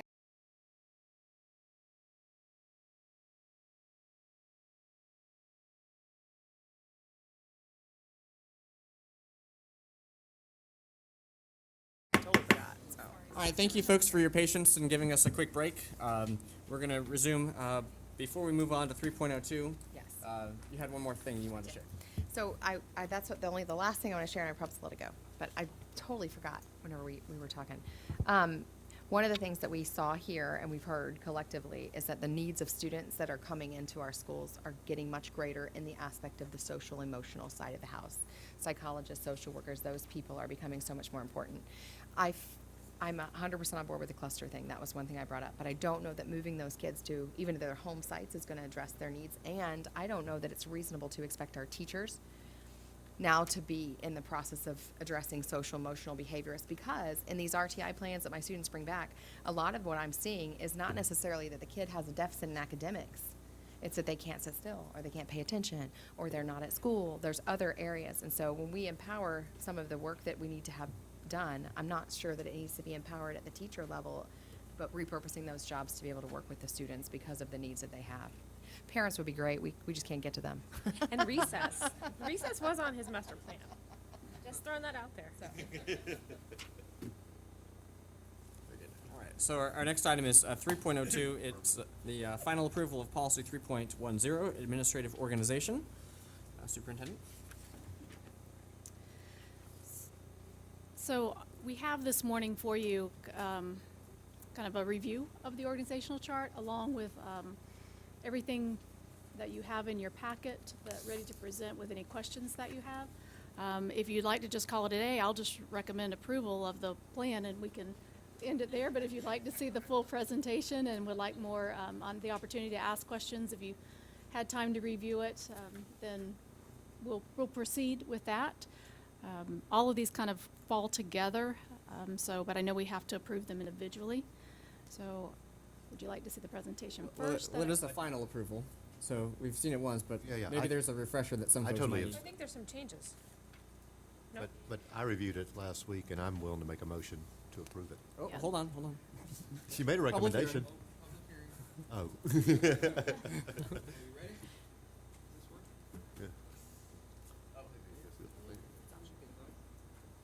At this time, I'd like to open for public hearing agenda item 3.02, final approval of policy 3.10, administrative organization. If there's anyone who would like to discuss this matter with the school board, you can come forward. At this time, we can close item 3.02, the public hearing. All right, very good. We've got a recommendation from the superintendent, obviously, for approval of this policy. So moved. Motion by Bill. Second. And second by Stephanie. Any other questions or comments before we vote on it? I'm sorry. Sure. I'm It's all lost. right. Which is 3.02? This one. It's agenda item 3.02, but it's policy 3.10. I have that. Do I? I don't have it. This thing. That's one. Sorry. Yeah, okay, I'm good. All right. Very good. All right, so it looks, On a different agenda item. well, that's okay. Looks like we're ready to vote then. All those in favor signify by saying aye. Aye. Aye. Opposed, nay. All right, that carries 5-0. And that brings us to 3.03, actionable item for job descriptions. It looks like the bulk of these, when I read through them, seem to be either format changes, title changes, but if there's anything monumental or earth-shattering that you'd like to frame this for us, then feel free. No, I think all of them, as you said, were just minor changes. Some of them moves to who they were reporting to. There was one new job description, that was the intervention teacher. I think that it was added to the packet. You didn't see that one originally, the intervention resource teacher. That's one that we've talked about. So I want to go ahead and get the job description before you because as we thought about repurposing the Florida Standards teachers and accelerated resource teachers, this would allow us that opportunity, and as you saw from the presentation, certainly a need to provide more intervention support for students, and a clearly defined job description that maximizes their time with our goal to be greater than 75% of their time spent directly working with students. So that one was in the packet as well, and there was no other new job descriptions included. Very good. Mr. Chairman, Yes. I have a question or suggestion on the job descriptions under refrigeration.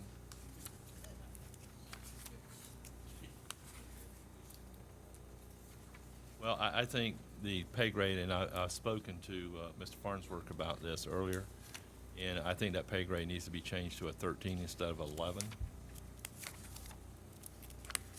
Hang on, let's, so that it lines up with our existing refrigeration qualifications as well, as far as the pay grade.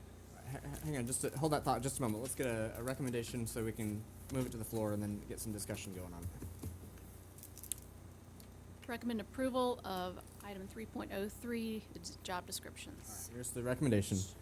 Motion So by moved. Bill and a second by, Second. there it is, Christie. Thank you very much. All right, so now we've got these job descriptions on the floor for questions, comments, discussion, and you've got a question about the refrigeration technician.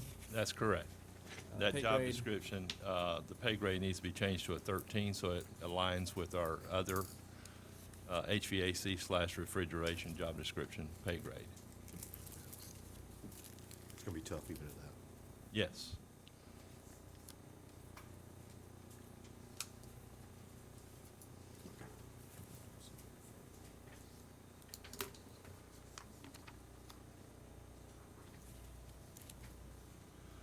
This is not a change in the pay grade, right? This is the. Yeah, It's a Oh, new totally job job description, it is a new job but that we description. lined the pay grade up with the existing. I think Mr. Farnsworth has a comment. You'll need to come to Yes, the microphone. Let's invite him forward for that.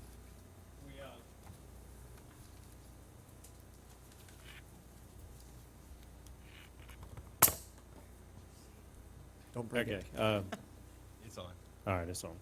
And speaking with Carol, Mr. Carr verified that that is the same pay grade as the other HVAC technician. So if we can correct that today make a correction to the job description today, Yeah. then we should go ahead and make that move today. To bring it to a 13? Yes. All right, very good. Cindy, I assume is that a motion from you to amend the pay grade from 11 to 13? If allowed to. Second. All right, there's a motion and a second by Bill. All those in favor of the amendment to raise that from 11 to 13, signify by saying aye. Aye. Opposed? All right, so we've got that one now is amended to be 13. And any other questions or comments about any of the job descriptions before we move forward for a final vote? I did have a question, and it's just and when you look at the minimum training and experience, and I just flipped to one of them, which is the ESC director. It says a master's degree in education or related field, maintain a valid professional educator certificate in admin, supervision, ed leadership, school principal. And then we go into the experience of 5 years responsible for ESC academic programming. And then the very last bullet is an equivalent combination. And when I look through all of them, they're all that Florida professional education certificate in ed leadership. And I just don't know that my ESC specialist needs to necessarily be a principal. Curriculum and development, when I look at curriculum instruction, I know at UCF we have a plethora of faculty that have doctorate degrees in curriculum and instruction. And I know that it says other, I just want to make sure when we put or an equivalent combination of education, training, and experience that's different, we're not entertaining folks for those positions because they don't hold a Florida educator certificate in educational leadership or school principal. Is that accurate? That would be correct. Most of those that you would see would have their certificate of administration and supervision in lieu of a principalship, so I think that would cover it. Okay.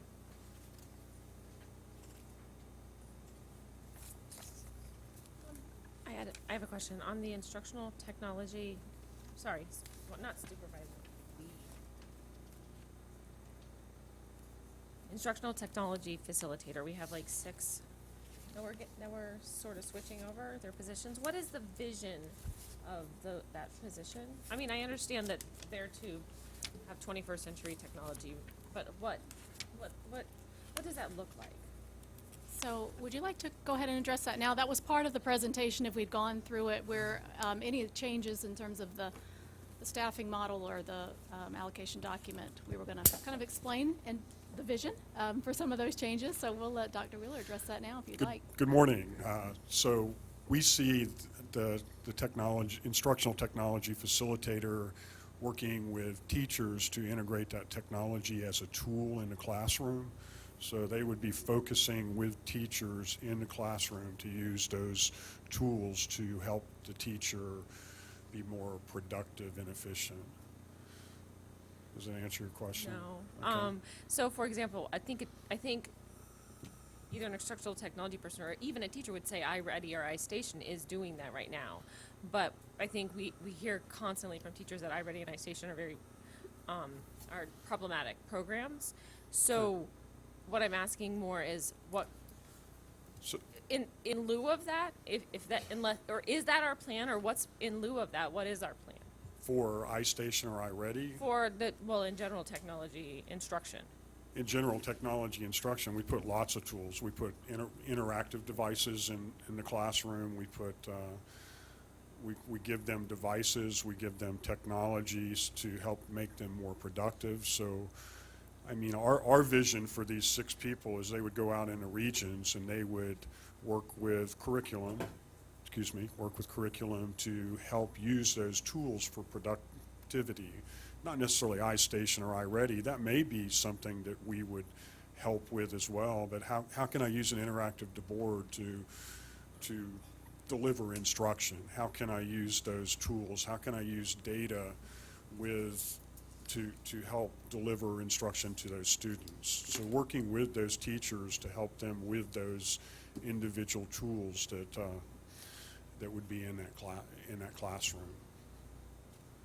I think that one of the, you mentioned the regional concept of, as I've been meeting with teachers, one of the things that they asked for recently is that they would like more professional development in the area of technology, more of a side-by-side coaching model, not a pull-out model for professional development. But we heard gentlemen speak about the power of that side-by-side coaching, and one of the things that they've asked for is they really want that single data system to better utilize the data more effectively, to be able to understand what data do I retrieve, how do I better progress monitor kids to figure out what their individual needs are.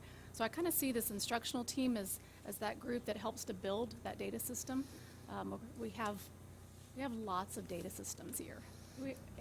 So if I want this piece of data, I go here. If I want this piece of data, I go over here. And that's really frustrating. It's frustrating for me coming in new, trying to figure out where do I go to get which information. So Dr. Wheeler and I have talked about that, and I see this team kind of developing that data system for teachers so that they have access to a single system to get all the data that they need. And so that's what I envision as their primary role, is working with teachers. What is the data that you need? How do we best access that? And then how do you use it instructionally? It will be a major function of these individuals. So would they roughly be, certainly, obviously you're envisioning them working collaboratively, and then we had 2 in each region? Correct. Yeah, I think we would assign 2 to that region, but we would still have a team of 6 that we could pull out if we needed to go focus on an individual school or focus on this individual action item for a particular school. Stay there. So now on 4 years, I've heard about, we have different computer programs and we have different devices. They don't communicate, and that was one of the things that they brought up, and then you gave me the touch your eyebrow, lick your lips, which said that was correct. But I thought eventually that Skyward was going to be our central source for getting data collection. And we're continuing to roll those out. So when I touched the eyebrow, it was we still have the STAR programs, the ESE STAR, and all of those programs, which are basically PDF systems. But we're working with Miss Miller and Miss Pearson to develop, to roll out some of those other systems, those other modules. So there's an MTSS system that we're working with Miss Pearson to try to roll out. So it's not simple to make an individual system, but we're continuing to strive in that direction. Those are provided by the state, right? We have some that of we those are are rolling out state. by the state as well. So the state does provide something through their dashboard. Now, years ago, if I recall, I was still in the classroom, but the board had approved something called Decision Ed. Right, And I we remember still going have through that. that training, Mhm. and I thought my big beef with it was that it didn't give me all the data I needed, so it was Well, really it gives- time-consuming and cumbersome to use. So we still use that? We still use that. There's 580 reports that we actually have that drives information all the way down to the teacher if they choose to do that. So they're like, Ms. Pearson has a, what is it? Early warning system that she can pull up that actually shows those warnings, so she can look at that. So it is there, it's available, there's 500 and something plus, and it pulls the data directly out of Skyward and its SQL database. So are there reports in Skyward that we use as well? There are. So we just have to focus on those dashboards and where we put them. There are, as I said, 580 reports that you can have access to that shows a variety of different things. Attendance, there was a report we pulled up for the fires. It showed the attendance. It was right in Decision Ed. Any person could click and bring it up if they chose to. So perhaps training is always an issue. Perhaps we still need to focus on those training of whatever system it is, and whatever system we want to But focus everything on. that, like in the case of this decision, whatever it is, that it's drawing data from, it's linked to Skyward. It is linked to So Skyward. we're not entering data in two different areas. We are Because that not. was something we were doing in the earlier days. We were Correct. maintaining two different. We're pulling it directly out of, and it's using a reporting system to pull that data out of Skyward, and we produce reports. Thank you. Should I stay? Say, we never get to see you stand there. That's right. All right, any other questions about the job descriptions we've got? Well, it's more about the job description. Well, that's why I went here, because then you were talking about some of the changes, and she asked about the vision for the IT specialist. My question, I don't know if this is the right time, it would probably be for Mrs. Weisskopf, but in regards to the program specialist within the curriculum department versus the professional development department and the regionalization, what's the vision for that? Well, if you're ready for that, she is prepared to share that vision. Is it coming up? Should I wait for another Well, one? Kind of my vision for the presentation was we would start with that and kind of go through it. If you, Yes, please. I and think I we all promise missed you, it. it's really not long. We've simplified it, and it really just focuses on exactly what you're asking for, which is the vision. We're certainly not going to go line by line and look at each of the positions, and most of that is you've already seen. We've had the original conversation about the organizational structure, but we have clarified that vision quite a bit since then, over the past 28 days that this has been posted, and so why don't we go back and we'll just go through the changes and you know what, Yes, I think we maybe maybe we were ready on 3.02 because it was a final approval of something, but I think that presentation might be helpful for all our subsequent item questions here. Yeah, because they are all interconnected. They You are. really can't pull one They're all out. related. You know, the presentation is probably more specific to 3.04.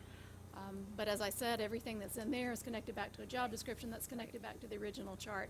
And so just a reminder, just as to where this vision developed. You know, you saw the original one from 16-17, and I've already presented this one, so I won't go into it. And then we have provided the overall changes, and that was the next document that you have there. The colors, just pay no attention to the colors. But the end result there shows the decrease in positions and the total savings, which was close to about $900,000. And these were the district-based positions that you're looking at now. And so Carol put this together for us. She'll answer any questions that you have, and then the next section that she has is specific to the department that is over the Chief Financial Officer. So she'll be able to answer any questions that you have of that. Thank you, Ms. Cornegay, Board. You don't get to ignore the colors. I like my color coding. The yellowish, these are the ones you saw on the first go-round, and the reason I did that was to honor the work that we did. The total on the second page subtotals that. So that was the information we saw back in March. The peach color are the other items that we've added since then, and those are kind of what we're going to continue to go through. Again, for a total across the board. And at the bottom, we divided it by funding source, and again, the reason for that is our major focus is the whole district, but what we hone in on is the general fund. And those are the dollars that really the board has the most flexibility in. One of the things we did is the one position, Mr. Gamble we talked about, that's in food service. Food service is paying for that. This number will change just a little because these are estimates and the change we just made to the 13. Title I, II, and III, we've actually increased the number of dollars that we're spending out of those particular programs. Again, frees up more general fund dollars. So, and the Next Gen grant, obviously that's been extended through December 31st to close it out. So repurposing those dollars again, sole purpose to get general fund dollars freed up.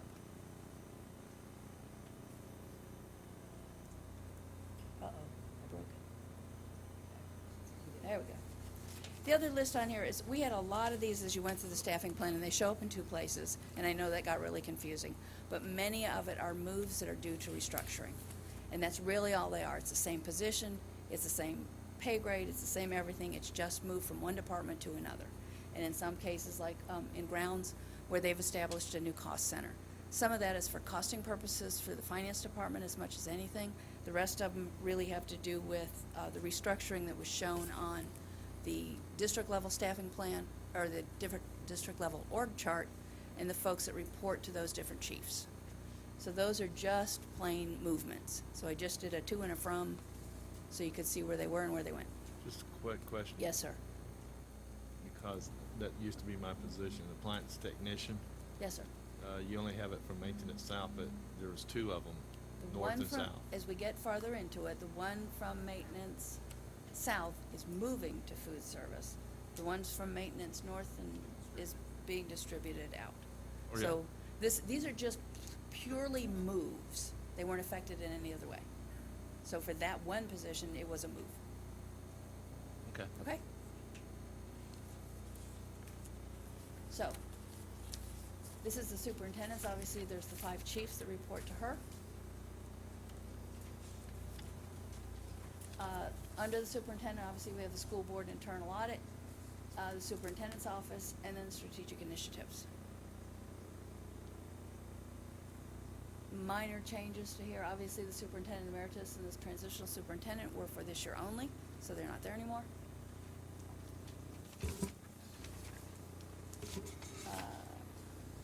And the Ed Foundation. Again, some of these reside in just because they have to. And this reports to the superintendent. So under the chief financial officer, my main responsibilities obviously are the finance department, procurement department, and risk management. On the district level org chart, we made changes to the supervisor of risk management and to procurement. Structurally, the only other changes I have on here is we have our FTE reporting folks. There's 2 of them. In past, we have had them in different places. These are both moves over to IT. It's a physical move as much as a reporting move. We have found that the workflow works much better with them in physical proximity to the folks they really need to be working with on a day-to-day basis. Dr. Wheeler and I have had long discussions about this, where they need to be. Obviously, the reporting of the FTE is fundamental to our funding, which is why it's in finance. But being able to have it with the folks that have the data, working with our data clerks, making sure they've got the right information in the system so we report it correctly, IT is the place it needs to be. So that really is just a structural. We physically will move those folks over to the IT department. These are purchasing and risk management, and the changes, again, were just at the organizational chart level.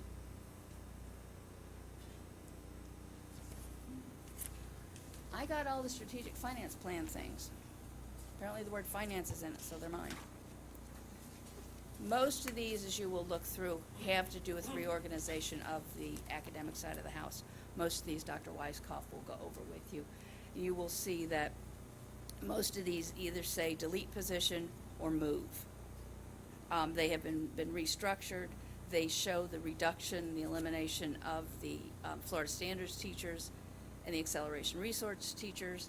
But then down here, you see the addition of the high school graduation resource facilitators and the innovation support teachers. So again, these are really the changes in here. The most notable one, obviously, is the Next Gen grant and its extension and ending in December of 17. That's really it for the areas under mine, if you have any questions. Otherwise, I'll turn it over to Dr. Weiskopf. How many reports do you have, Carol? Direct or? Correct. Indirect. Direct, 3. I have one small question. Did we allow, or are we gonna allow anything for a transition person for, because you're June, right? Yes, she is, her last day is June 30.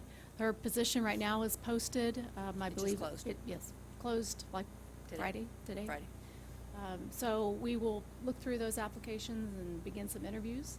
My hope would be to come to you and ask for at least a month transition period, with somebody need to coming have in this or no? June 1.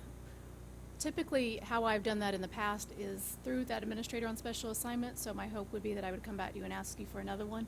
I'll always put an ending date so that you realize that the job is not a continual position.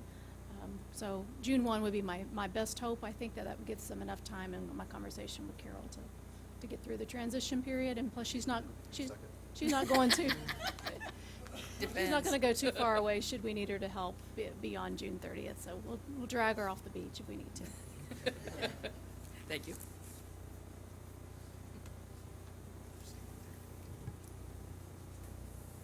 So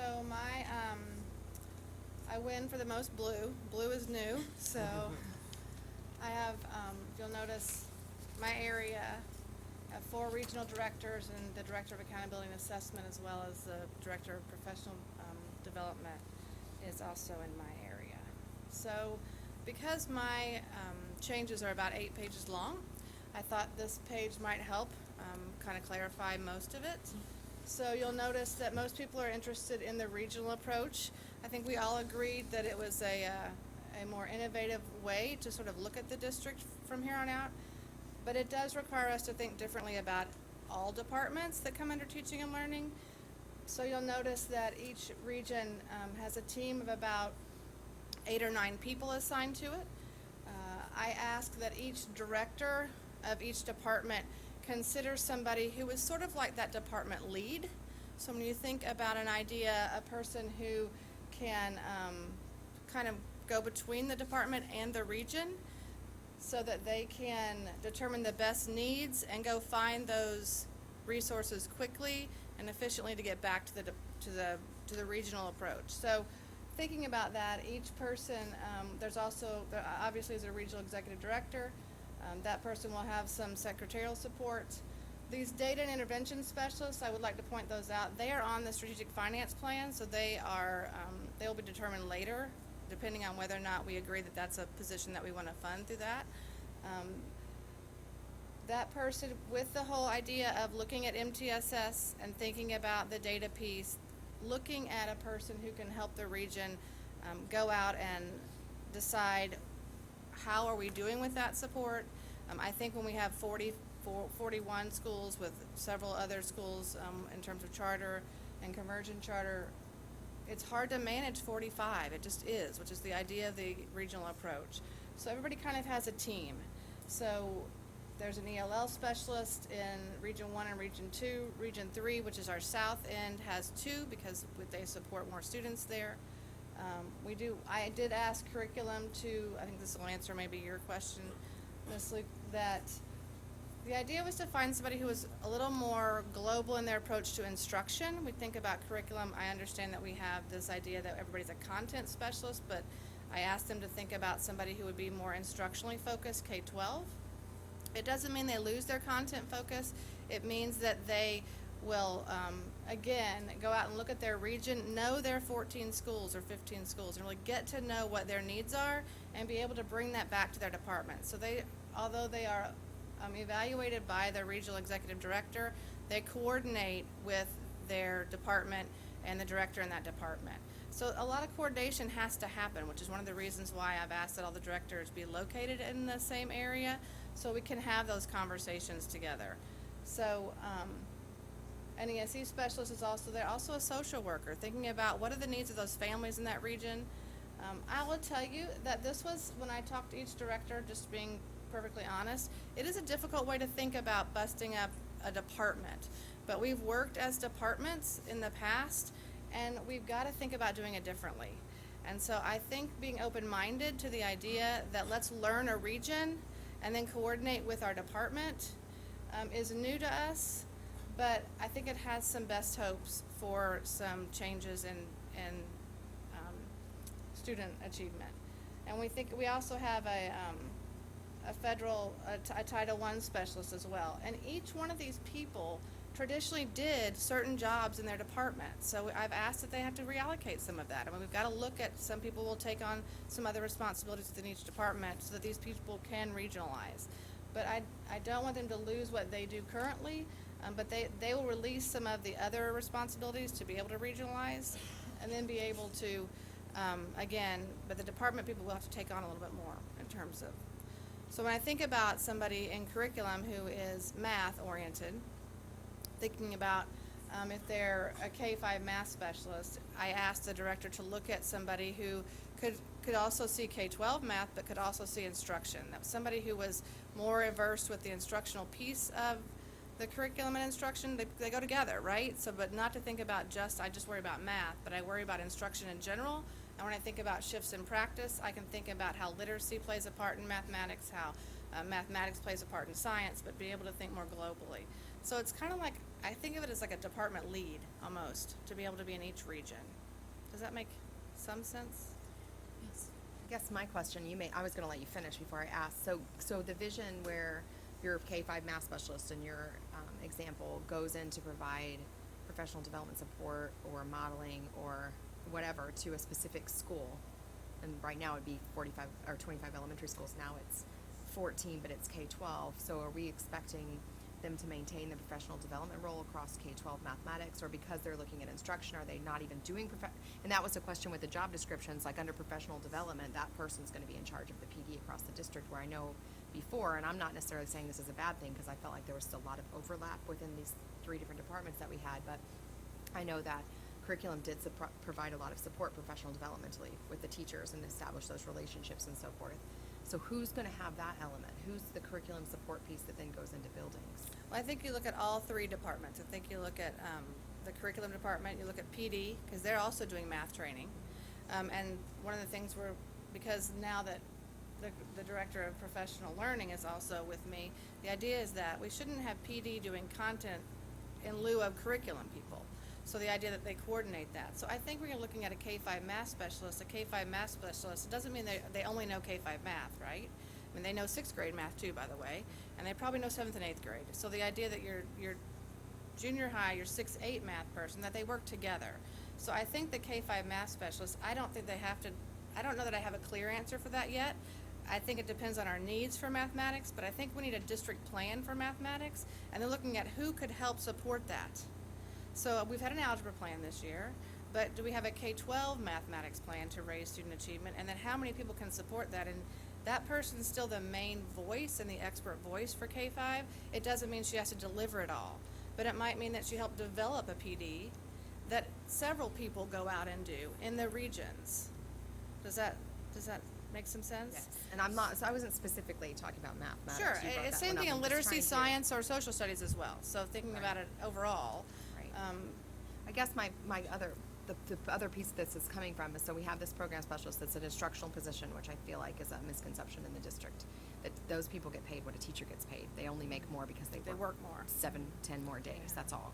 And so we've taken this person that worked with 25 schools potentially, now they're gonna only work with 14, but we're broadening that K-12 expertise or section. So like, I'm just trying to make sure that we're not expecting them to do the K-5 piece and work with those 25 schools and regionalize and work with 14 schools, but we're keeping them the same pay grade, and we're, The nice thing that happens is that the regional executive directors, plus the director of professional learning and the accountability director, will all meet with me weekly. So when Region 2 let's say the K-5 math specialist, I don't know, and to be honest with you, let's say they happen to be the lead for Region 1, all right? They're under Region 1. So, just because we're using math already. So Region 2 says, and there comes the regional executive director says, I need some math help. Right. All right? And maybe their person is the 6-12 literacy or 9-12 literacy person. And so because the K-5 sits over here in Region 1, it's easy for that person to say, I'll get it for you. You know what I mean? They go back and the Region 1 director goes back and says, we need some math help in Region 2. What can we do? It doesn't mean that person has to deliver it. It could, but it doesn't mean that. So the K-5 person doesn't have to do Algebra 2 either. they're gonna go out and look for, you know, if somebody else has that, they're gonna go back to the curriculum department and say, we need some help in these particular schools. So for one thing, we gotta talk. So what we can't have is 3 different districts now, instead of just one, right? So we've gotta have regions that support one big district. So the communication between the 3 is essential to this whole process. So, and I think that's the piece I can handle. I mean, I can get that done, but I really think we're gonna have to think about, they're not expected to do K-12 math and for 25 schools. That is not the expectation. Crystal, that's not the expectation. But they still hold the most knowledge in K-5 math, Well, right? and I'm thinking about the presentation that we just had where we talked about the expertise and the knowledge that has to be there. And I know when I was a math specialist 10 years ago, I could quote standards for you. Like I can walk into a classroom and say, they're teaching this X, Y, Z, and this is what you should do differently, or this is what you should do next. And so that person does bring, that's all I did was math for 4 years. And so you develop that subject area expertise, and that's how you gain respect and the relationships and all of those pieces that then push the mathematics forward in this instance. So I just was a little bit worried too about losing that focus, that coherence and relevance.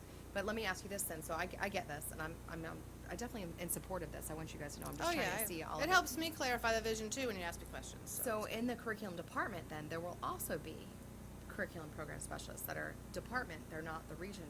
That's What do correct. they do? Yeah, well, we need them so we can support that, right? So if I need something, I have to go back to the curriculum department, because there's only one lead in each one area. So think of it as the person who goes and gets the services the fastest for their own area. It might be that Region 2 is asking the Region 1 specialist, because it's their content, to come over to help them. But I think we have to break the regions down by what's the biggest needs in my area, because let's be honest about it. Currently, if we serve 25 schools, we're not getting to all 25. By no means. So the current reality is that, yes, I am the specialist for that many schools, but I cannot reach that many schools. So when we look at our own regions and we can break it down in a smaller area, even if I have to cross, it doesn't mean they can't cross regions. They can't cross over into another region, but at least we'll have a better view of exactly what in each region, what they need. And so I That's think what the district department program specialists would then just kind of help coordinate. yeah, they'll still do a lot of their regular roles that they do now, but they'll have more information from this lead to determine which schools to actually focus on the most and which teachers to support the most. And maybe we can create a district plan. I mean, I need PD to work with these people so we can coordinate bigger plans and systematic throughout the years. Because what happens is that one specialist leaves after 3 or 4 years, and then we're starting at ground zero. Right. So can we create that? Can we expand her expertise to help train other people? You know, in other places that I've seen, a math specialist is also a good literacy specialist because they understand that role. They're also a pretty decent science specialist. So can we work with all those people to create one plan that maybe we all do the same training in? To decide what that training needs to be, let's focus in on something, and let's all kind of carry that out so we have sort of a common view of what it's supposed to look like. So I see more of a coordination versus I'm going to lose my specialty, you know, but I need the content knowledge to help. That makes sense.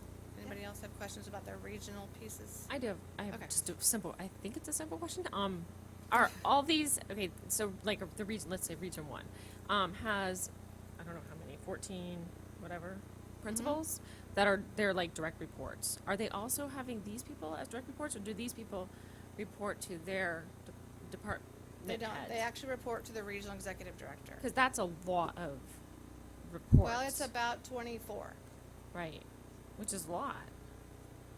Yeah. I think that, I mean, do you feel like that they can still, they can have all these evaluations essentially and still provide, like, I thought the idea was breaking it up was so that we could give more support to the principals. So the regional executive directors will be out in schools almost every day, and so will everybody else. So yeah, I don't think it's too many. I think it's pretty manageable. Okay. And so these people, okay, that makes, so I didn't realize that they were out in schools, that these people were out in schools also. So we're working on locations in their region. So Region 1 is the Mount Dora region. Region 2 is the Tavares, Leesburg region. Region 3 is in the south end, and the Eustis, or East Ridge region. So one of their main priorities is to be in schools, working in schools side by side with people. So, but I do expect them to meet once a month too for coordination, to determine what are their needs, and then. So I think it's a lot of information to come back to be able to support. Is the location right now for the region, is it anticipated to be at a school?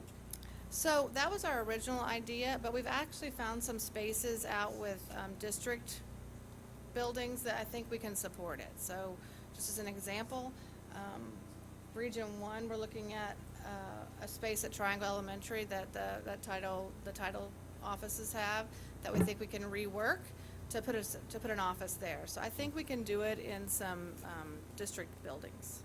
In our schools? Yeah, on school sites, School yes. sites, Mhm. okay, yeah, that's a good idea. Any other questions about that piece? So, obviously, you'll see that the next slides have all the schools, and you've seen these before, it's their regions. The only other piece that I thought you might be interested in is the Executive Director of Academic Services and Interventions.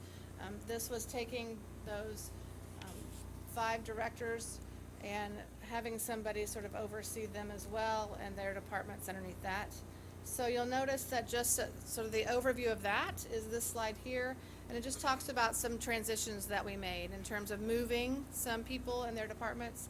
So you notice that Safe Schools came from the Chief of Administration Division, and Choice Charter and Community Ed from CTE, and they went to Student Services. Federal programs took on Title III and ESOL because it is a federal program, so it made some sense to be put over there. College and Career Readiness will take a specialist, will take the AP and AVID from the K-12 curriculum department, so that person actually will move because it supports most of those programs, as well as the dual enrollment from Student Services. And then information technology, you saw those, you asked about those new technology facilitators. They were in professional learning, but now will be going over to information technology. So that's most of the blue is represented in both of those slides, if you will. So, and then of course, all of my pieces. So any questions about any changes on mine? No? I did have, so I don't know if this is Chad or not. What was, like, I know when I looked at the shorter version, which I'm not even sure where that is at this point. Version, the one that had presented to, the one that Carol did. Okay. What was the change? Because before it was, I know it was in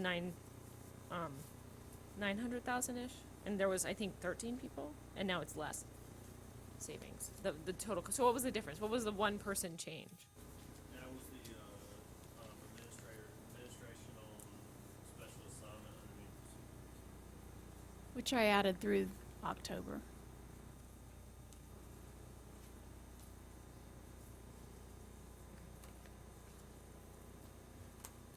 So Creed, I think you're up.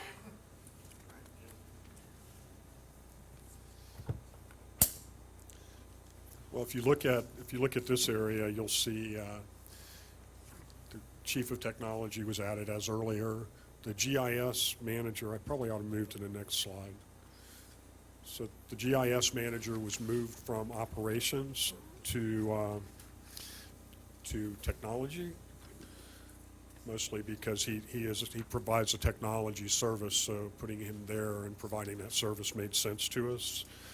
The digital content systems architect was moved from the strategic finance plan to the general fund. And we did that primarily because they were reporting directly to IPD, and they actually do more than that. They're working with curriculum and working with textbooks and working with providing that online content. We did delete 2 network administrative positions, and we added, in place of that, we added a senior network infrastructure engineer that would be over all of our wired infrastructure and wireless infrastructure. And we added a senior network systems engineer to better focus with that. They would be over all of our servers. We have about 600 servers, so they would oversee all of them with the backup. as well as support of all of that.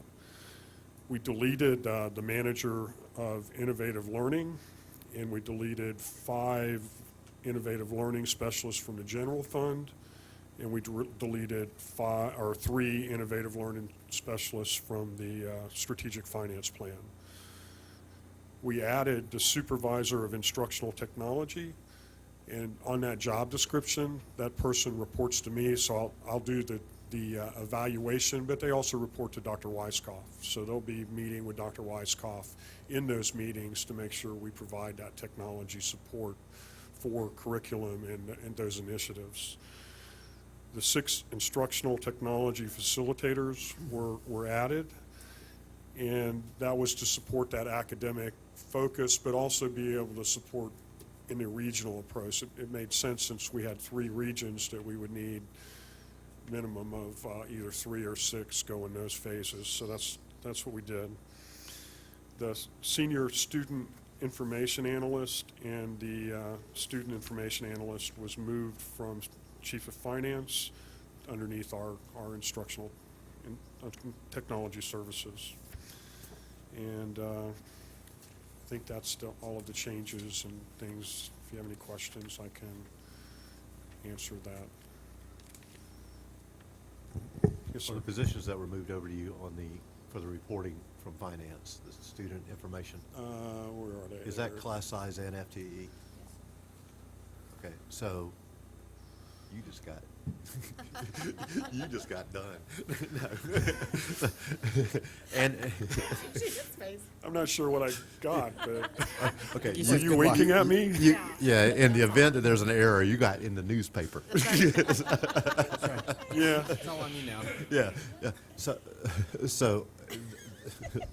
That's okay. yeah, you're smiling now, but she's giggling, just so you know. But she's retiring. She's going to a beach. No. But I am curious, just because that is so important, and how does that work back and forth? Because in the past, Carol, you were like way on top of the appeal and all that business, so does that move over?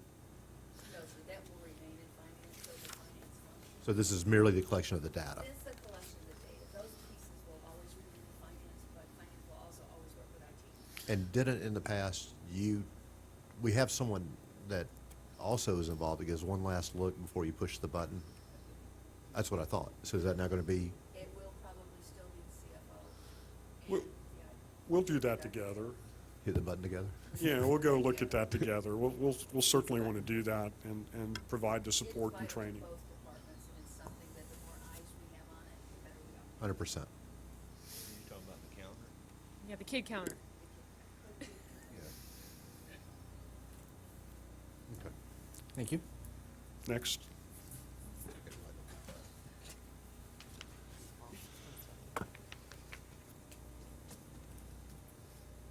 Can I ask one question before you, and Sure. it might be, the kid counter, position?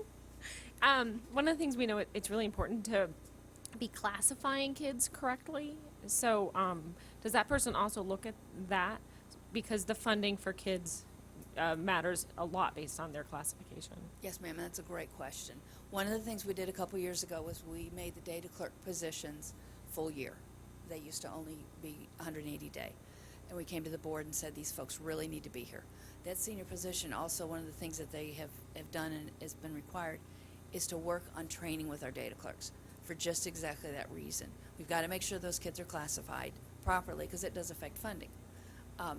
We have the FTE auditors in here right now, and the regular auditors and the IT auditors, but we get a special audit on just the FTE, and what they go and look at is, was the student properly classified? So what we really realized was those data clerks are our front line, and that the training and the consistency of that training for them was really the important piece. So that's part of what this person does to ensure that that gets entered properly, because it affects funding so drastically. Okay, just for the public, can you tell me that, what is the differential? It's between 1 and 6? Like, a child can be worth 1 FTE, or is it 6 or 4? We get paid for. Huh? They're not worth. They're worth. I'm sorry. There's basically 3 categories. It's our general education is effectively 1. It's a little different.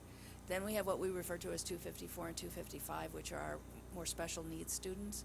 And a 254 is effectively 3 FTE, and a 255 is 5 FTE. And those are students that have, serious needs, and that they recognize that weighted funding is required because they do require extra services. So when we had the ESE conversation, it's those 254 students, are they properly classified? Because again, if that student needs the services, we need to make sure we're getting the funding that we're entitled to so that we can provide those services. Right, okay, thank you. And since you mentioned that, that is sort of what I thought this consulting group was supposed to do, and I didn't hear anything about that. I guess they thought it was in line. That's what I heard them say, is it was Yeah, in that it line. was. Oh, I know. Well, I asked compared to I asked in comparison to other districts. How they said could in know line. it would be in line from the data they gave us. Right. I That don't they think they couldn't looked know at that. I mean, other than that the principal says, yeah. Okay, good morning, everyone. You see under Chief of Staff slide here, I've got several direct reports, and Director of Human Resources, Manager of Evaluation Compensation, Position Control, and Supervisor of Compensation and Employee Relations. And what you don't see in one change that is within the staffing plan is we've also got now the District Athletic Director is under, reports to me. One significant change within our human resource section is the deletion of the Secretary 2. Getting my page here.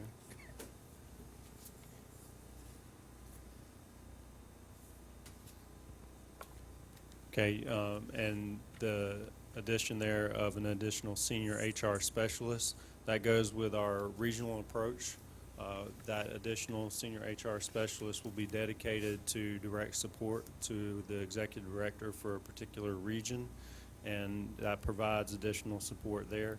They'll provide direction and advice to principals and that regional director on human resource policies, procedures, and best practices. They'll support and guide efforts of the hiring managers through focused training, online assistance, and timely interaction. We look for them to increase recruiting efforts by joining forces and really taking advantage of that instructional recruitment partner that we have. And that's really important in that each one of our regions kind of have their own identity and have their own specialized particular needs, and making sure that there's no breakdown between exactly what they need and how that needs to be supported for each region is very important. So those are some of the ideas that support my decision to move towards an additional senior HR specialist. Outside of that, there's no other changes in my department. Do you guys have any questions? I do. All right. Good. Because I always do. Just briefly, some, like when I was going through at least this weekend, some of the salaries look like they're salary increases. And we've been criticized in the past for having like, 13, our salaries are 13th in the state, and our teacher salaries are, I don't remember, low. And 46th, thank you, in the state. So when we look at salaries now, are we looking at sort of an average salary range? I assume some of these are higher because they're moves. As far as within just the overall Just overall, perspective, just because you're HR. what you've got usually on the salaries that you see, those are kind of mid-range. And whether they're vacant or whether they're occupied, there could be some, those are approximates. So those could shift based on experience or what have you. And are we looking at like a range? Are we looking at like a website or to look at salary ranges? What is the average for this region type thing? Absolutely. It depends on the position. We have a compensation committee that convenes, and we do some compensation studies through our employee services department. And we definitely do a tremendous amount of research in determining which salaries will and where they'll go. Okay. All right. Any other questions? No? Operations.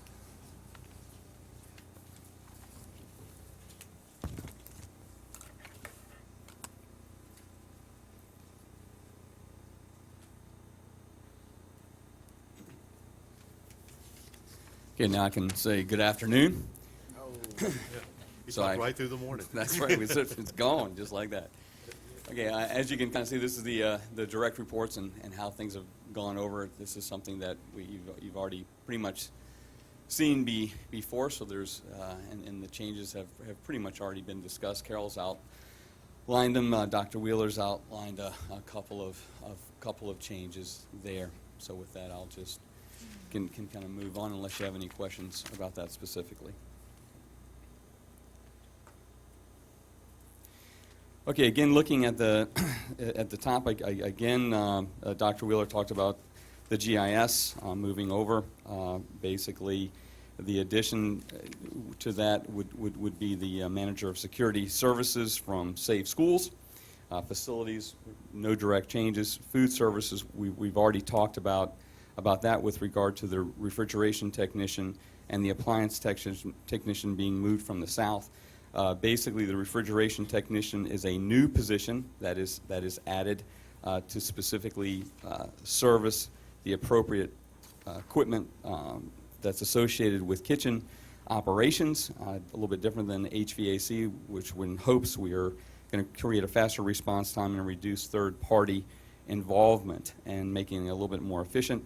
Likewise, on that same line of making it more efficient on the appliance technician being moved from the maintenance south, that position will directly report to the food service manager. We are holding one appliance technician that's still to the north. That is kind of a secondary type situation that food service will be compensating for, and that is in the event that there's issues or multiple issues, we still have allocation to go respond as needed. But why wouldn't you go ahead and place that in food service as it's needed, that the person would, I mean, if food service is paying Well, for it? Well, part of it is it's also to help facilitate if appliances are being dropped off, additional labor resources, access to school on an emergency basis, call. So in other words, I can't completely separate the food service because it's intertwined with maintenance both north and south. So it's, even though it's listed, in the north, it's kind of a quasi function throughout. And as Carol, and you can enlighten me, from what I understand, it's kind of more a disbursement of allocations for all of it. It's a funding mechanism to compensate for that joint effort to help facilitate whatever is needed at the time. I didn't understand though. So is maintenance then still going to do refrigeration? As a secondary backup, that person will be available to do that, that with a secondary only. So for example, if that refrigerants technician will be primary, but if they're off, then that will be available to handle that rather than go directly to a third party. My question then is, do we not think that we actually need 2 refrigeration technicians, because one doing the whole district, 40-some odd schools? Well, that would be a discussion we can have, I guess, at a later time, or we can have it now.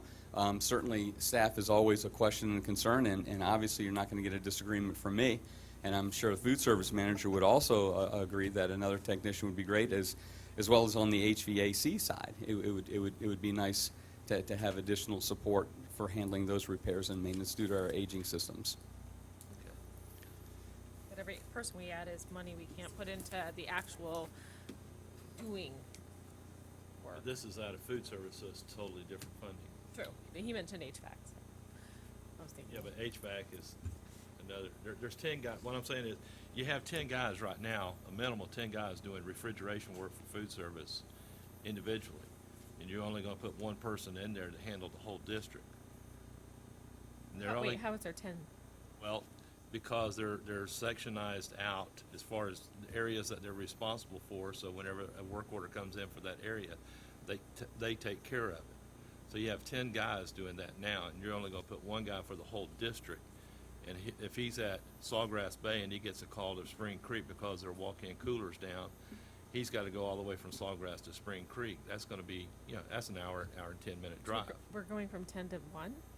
Well, But the thing is, the money is not dispersed, the funding is different. I see That's how it is. some head shaking here. Can you explain it? Well, yeah, basically what we just had is and this is where Carol can jump in if I'm incorrect, but basically we just had an allocation of 2 technicians only from food service. That was it.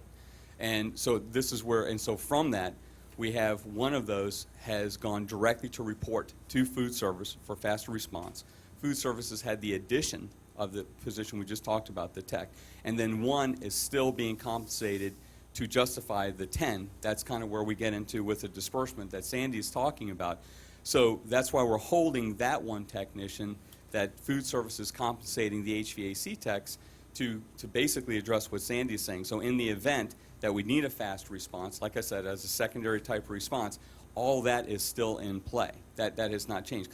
And for that exact reason that Sandy was talking about, I did not want to just sever it off and say, okay, food service, you're responsible for all of this right now, done, period. And we're not doing that, but we are trying to streamline it to make it more efficient.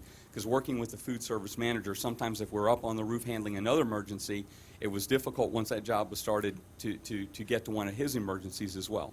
So ergo, third parties called in that. So at least by establishing this refrigerant tech, we have at least someone who's going to be dedicated directly to the food service managers to help fulfill that needs. So hopefully that explains that. So no, to answer the question is I want to make sure we're clear of the 10 HVAC, are they now not going to respond? No, that is incorrect. Okay. All right, thank you. Okay, and this is kind of what we've just gone over with the reporting mechanisms of with North.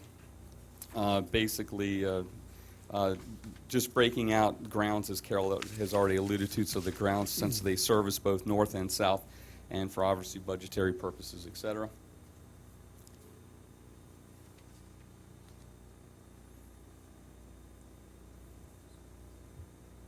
Thank you.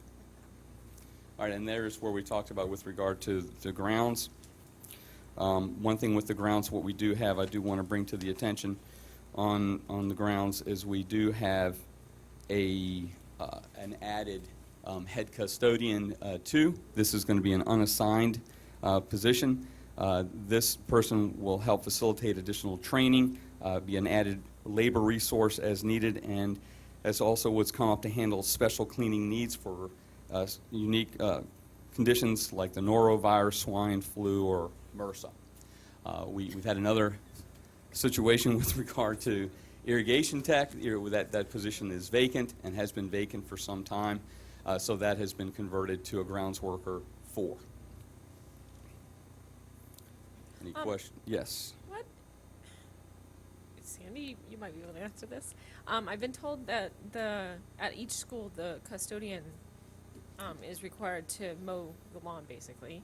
So, what do the grounds workers like? What do they do? District?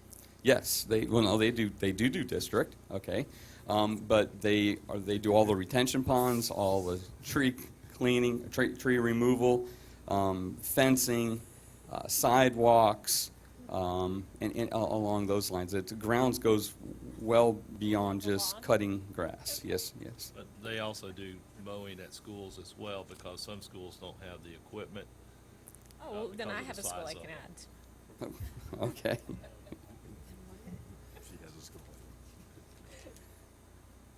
All right, any other questions on that? All right, and then again, we've pretty much discussed that. And then transportation, any questions with regard to transportations at all?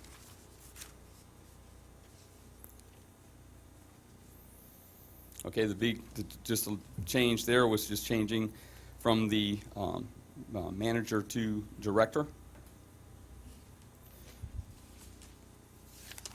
All right. Well, that pretty much concludes our presentation for today. If there are any questions that you might have of me at this time. Thank you very much. I appreciate your time. All right. Thank you. Unless there are any other questions or comments, I think we're ready to vote on 3.03, the job descriptions. Yes, we did have a motion and a second for that one. Are we ready to vote? All right, good. All those in favor of 3.03, the superintendent's recommendation on the job descriptions, signify by saying aye. Aye. Opposed, nay. one is 5-0. And for 3.04, I actually do have a public input card for that one. So before we vote on that one, we'll invite Kim Cronin up to the front. And 3.04 is the district staffing plan.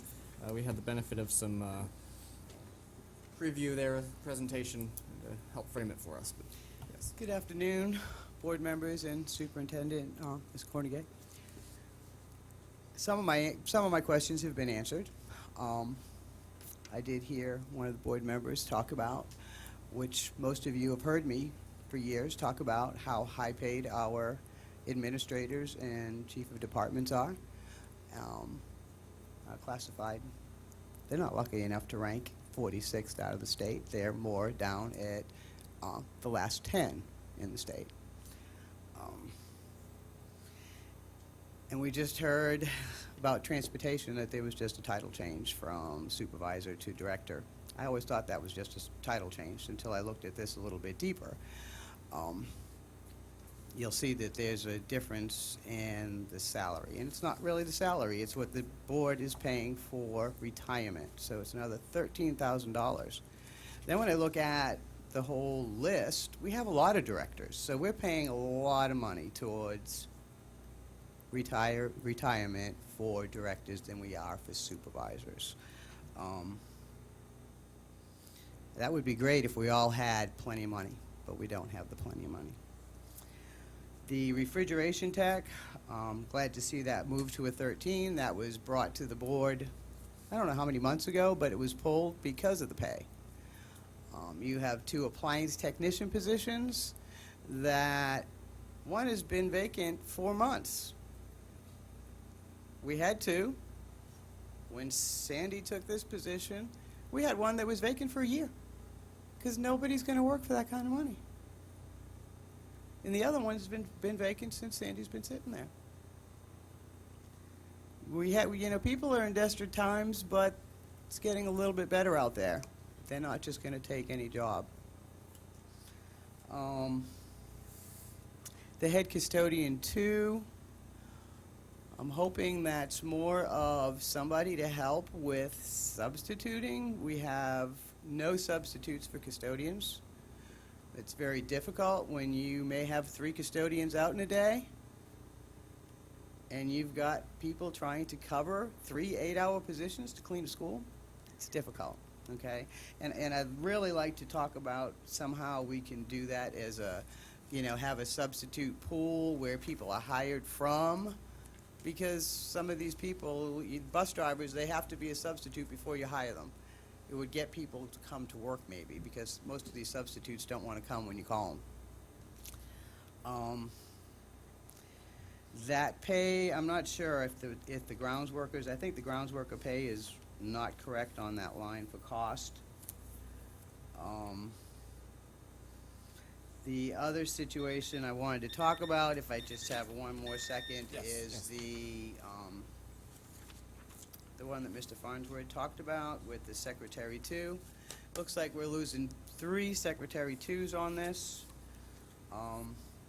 I do understand his reasoning for the senior, maybe where we're having 3 directors, but usually in a department you have 1 senior, 1 lead, 1 head, whichever, but now we're going to have 3 seniors in HR. Why these seniors are not bargaining unit employees, I don't know, but these are taking places of bargaining unit employees. So we have placement coming up, so it looks as though we'll probably have 3 Secretary 2s on the placement, which there aren't too many of those positions open unless people are retiring. Thank you. All right, thank you for sharing your comments today.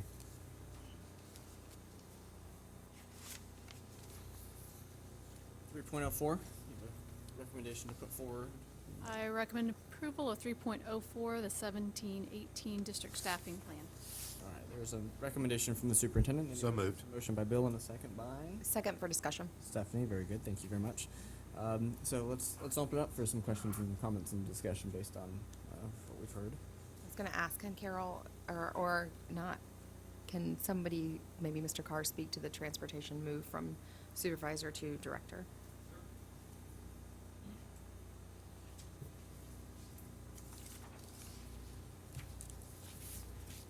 Yes, yes, as far as the justification and the reasoning behind moving from supervisor to director with regard to the transportation, just some bullet points.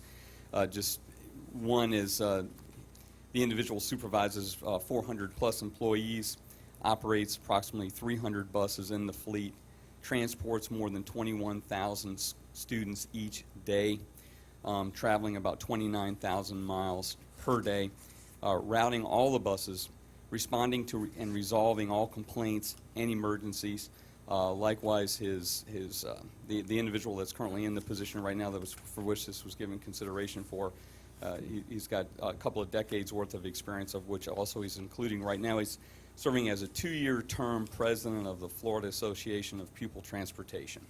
So he's quite versed and recognized not only in the state, but also has had national participation with regard to the seatbelt law. And that the benefits is required by statute. Is that correct, Mrs. McLeod? Thank you, yes. It has to do with the difference between regular FRS and senior management. And there's a certain level at which there's a cutoff. And each position above that level has to be in senior management. So for our district, it goes down to the director level. So anybody that is a director or above is required to be in the senior management. It's not a per person conversation, it's a position level. But it's district based, not state. Statute only allows a certain percentage of positions to be in senior management. So we have to count the number of our positions and make sure that we remain below the percentage that is required by the state. And we do? Yes, sir. But, I mean, in looking at it, in that particular category there, that's about a $16,700 difference in what he's making now versus. Going from a supervisor to a director, that is the material change in that, and we did go over that list with Ms. Cronin for exactly that reason. We didn't want the impression to be that was a salary increase, but it is absolutely a cost of an employee, which is why we always show those to you with both salary and benefits, because Right. you need to see the whole package. How was that not a salary increase? That increase is tied to the benefit increase. The increase is from the tied to retirement. the benefit, correct. Oh, I got you. So the entire amount went up, but it was mainly due to It's a total compensation. total package. compensation, and the board is always asked to see it that way. Thank you.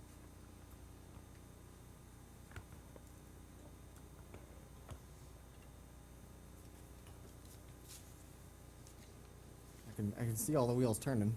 Well, I mean, to me, in one sense, in looking at the public eye, it's in the board's best interest at times probably to stay in supervisor versus director because of the amount of money that it is increasing and it's taken away from the general fund. But then on the other end, you may be losing someone that's highly qualified that meets all of the requirements there. But if it's mainly a move as far as title only, but yet the benefits is what makes the difference, then is the person not satisfied with the title they have? I guess the big question I would have there is, looking at that job in other districts, what level does it fall at based on those supervisory responsibilities and based on the size of the operation? I mean, certainly there's something to be said for how many buses you're operating and how many employees versus another district which might have a smaller number, then responsibilities might be different, that level of responsibility. Or against another district where there's even more. So I guess, based on where we fall, what happens in other districts of comparable size?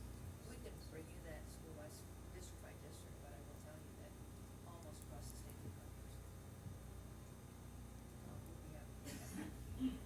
Just for the benefit of the public, because I knew that obviously there was going to be a increase in the cost of the retirement.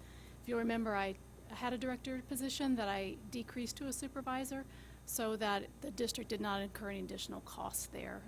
So just a reminder, I shared that originally, and I think that in terms of justification, Dr. Burns asked a question to Dr. Weiskopf about how many direct reports, and she said 24, and you said that's a lot. When you think about over 400 direct reports, that's a lot. Yeah. I don't disagree with that.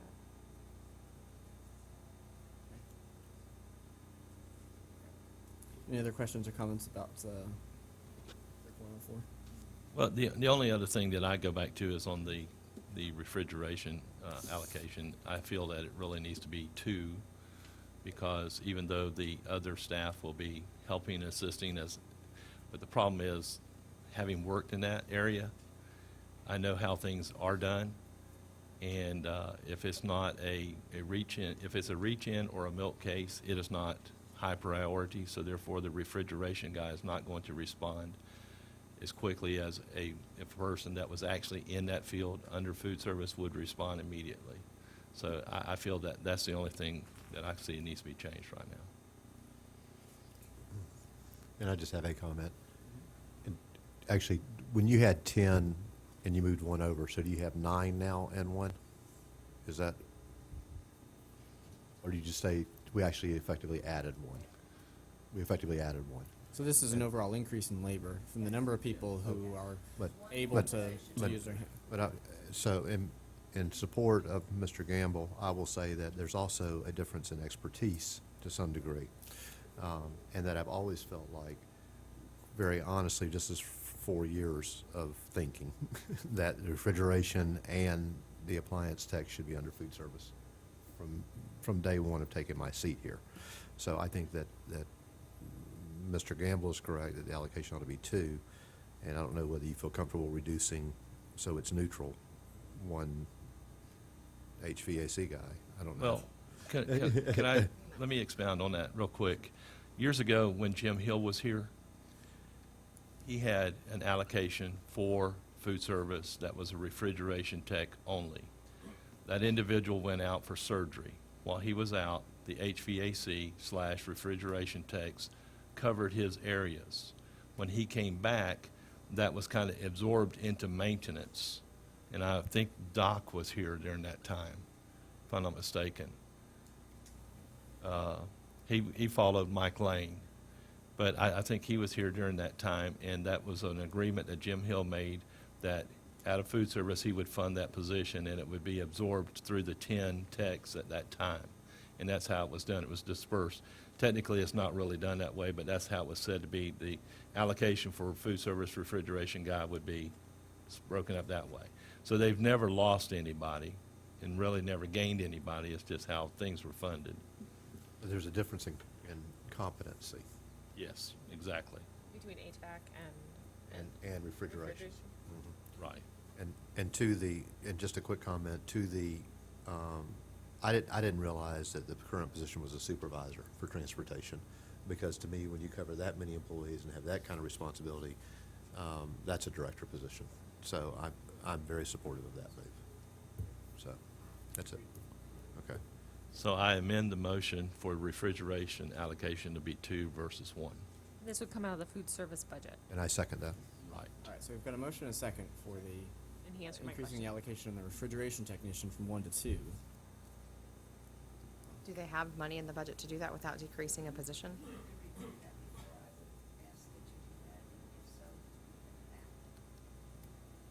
Well, I have- understand, but food service is self-efficient. It's a cash cow. I knew it was. And they normally don't have a problem there on that. You know, I don't understand. For me, I personally, I'd like to see some numbers. We're already talking an increase in labor from going from 0 to 1 in this what we've done here. So to go to 2, I'm not saying I'm opposed to the idea, but I guess I'd like to get some information.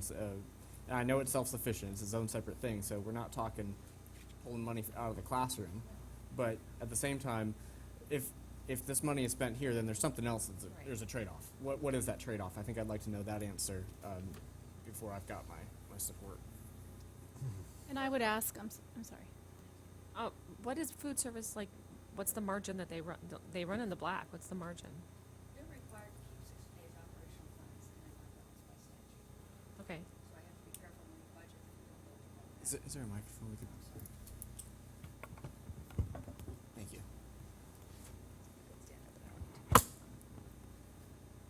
There is a statutory requirement for at least 60 days of operations to be maintained in food service. That's because it really is a federal program, for the most part. Obviously, the lunch money that we collect from students and then from staff for a la carte issues are local, but the bulk of that money is federal. So it has much different requirements than than the general fund dollars.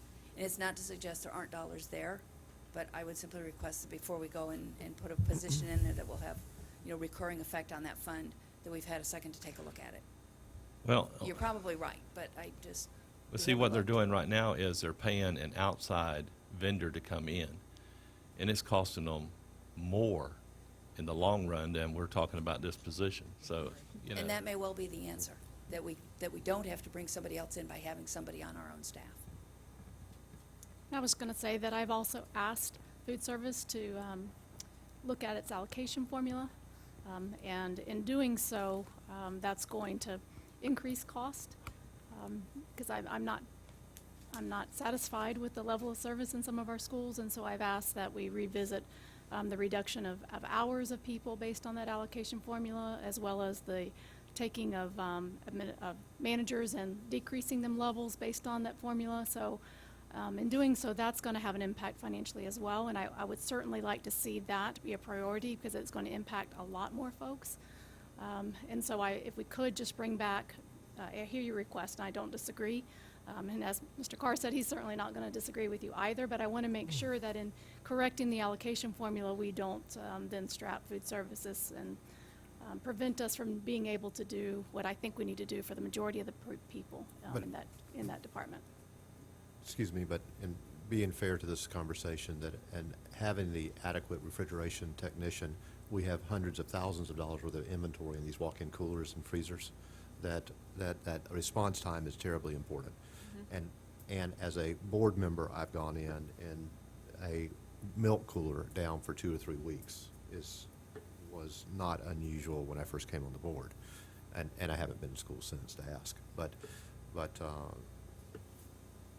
the allocation for the additional refrigeration technician is money well spent when you look at what is at stake with the inventory in those coolers, which is the main thing I'm concerned about, very honestly. I have the same concern. Can I make a recommendation then? That we go ahead and allocate the position, but we don't fill the position until we make sure that we don't have a financial impact on food service, and we don't have to bring it back to you, and I think that's a win-win for all of us. I'm good with that. Well, On that. do we have to vote on Yeah. or she just made the change? Yeah, we'll They, yeah, we've got a motion and a second on the floor to amend it, to go from. To approve it as amended. Yeah, well, first we'll vote on the amendment. So this is specific to the amendment, increasing that from 1 to 2, given the superintendent's recommendation that that it would go unfilled until they have a chance to. Evaluate it. Yeah, that's right. We So- vote no on the amendment, correct? And then we vote Vote yes yes. on, No, you No, we vote yes on the amendment. but his amendment's different from her amendment. no. It's, You agreed to it. Oh, it's it's the an same. addendum. Okay, sorry, okay. good. All right, everybody understands what they're voting for? Yep. I'm okay with it. Vote on the amendment to the change that you just requested. After that's passed, you'll vote on the motion, or you can. I guess what's gonna happen here is after you pass the amendment, then you're gonna vote on whether you want to accept it as amended. With the stipulation that the position will not be filled until information is brought back. Okay. All right. All those in favor of the amendment signify by saying aye. Aye. Aye. Opposed, nay. All right, so we've got the amendment there. So now we're back to the whole document. Any other questions or comments before we vote on that? All right, so it looks like we're ready to vote on the whole thing, given the understanding that this refrigeration technician would not be filled until we've got the evaluation that it can be sustained. All right, so all those in favor of the district staffing plan as amended signify by saying aye. Aye. Aye, with reservations. Opposed, nay. 5-0. Not a real. That is so wee. All right, next is 3.05, and we'll see if we can kind of go through these next couple quickly. Administrative appointments. No, let's strike this out.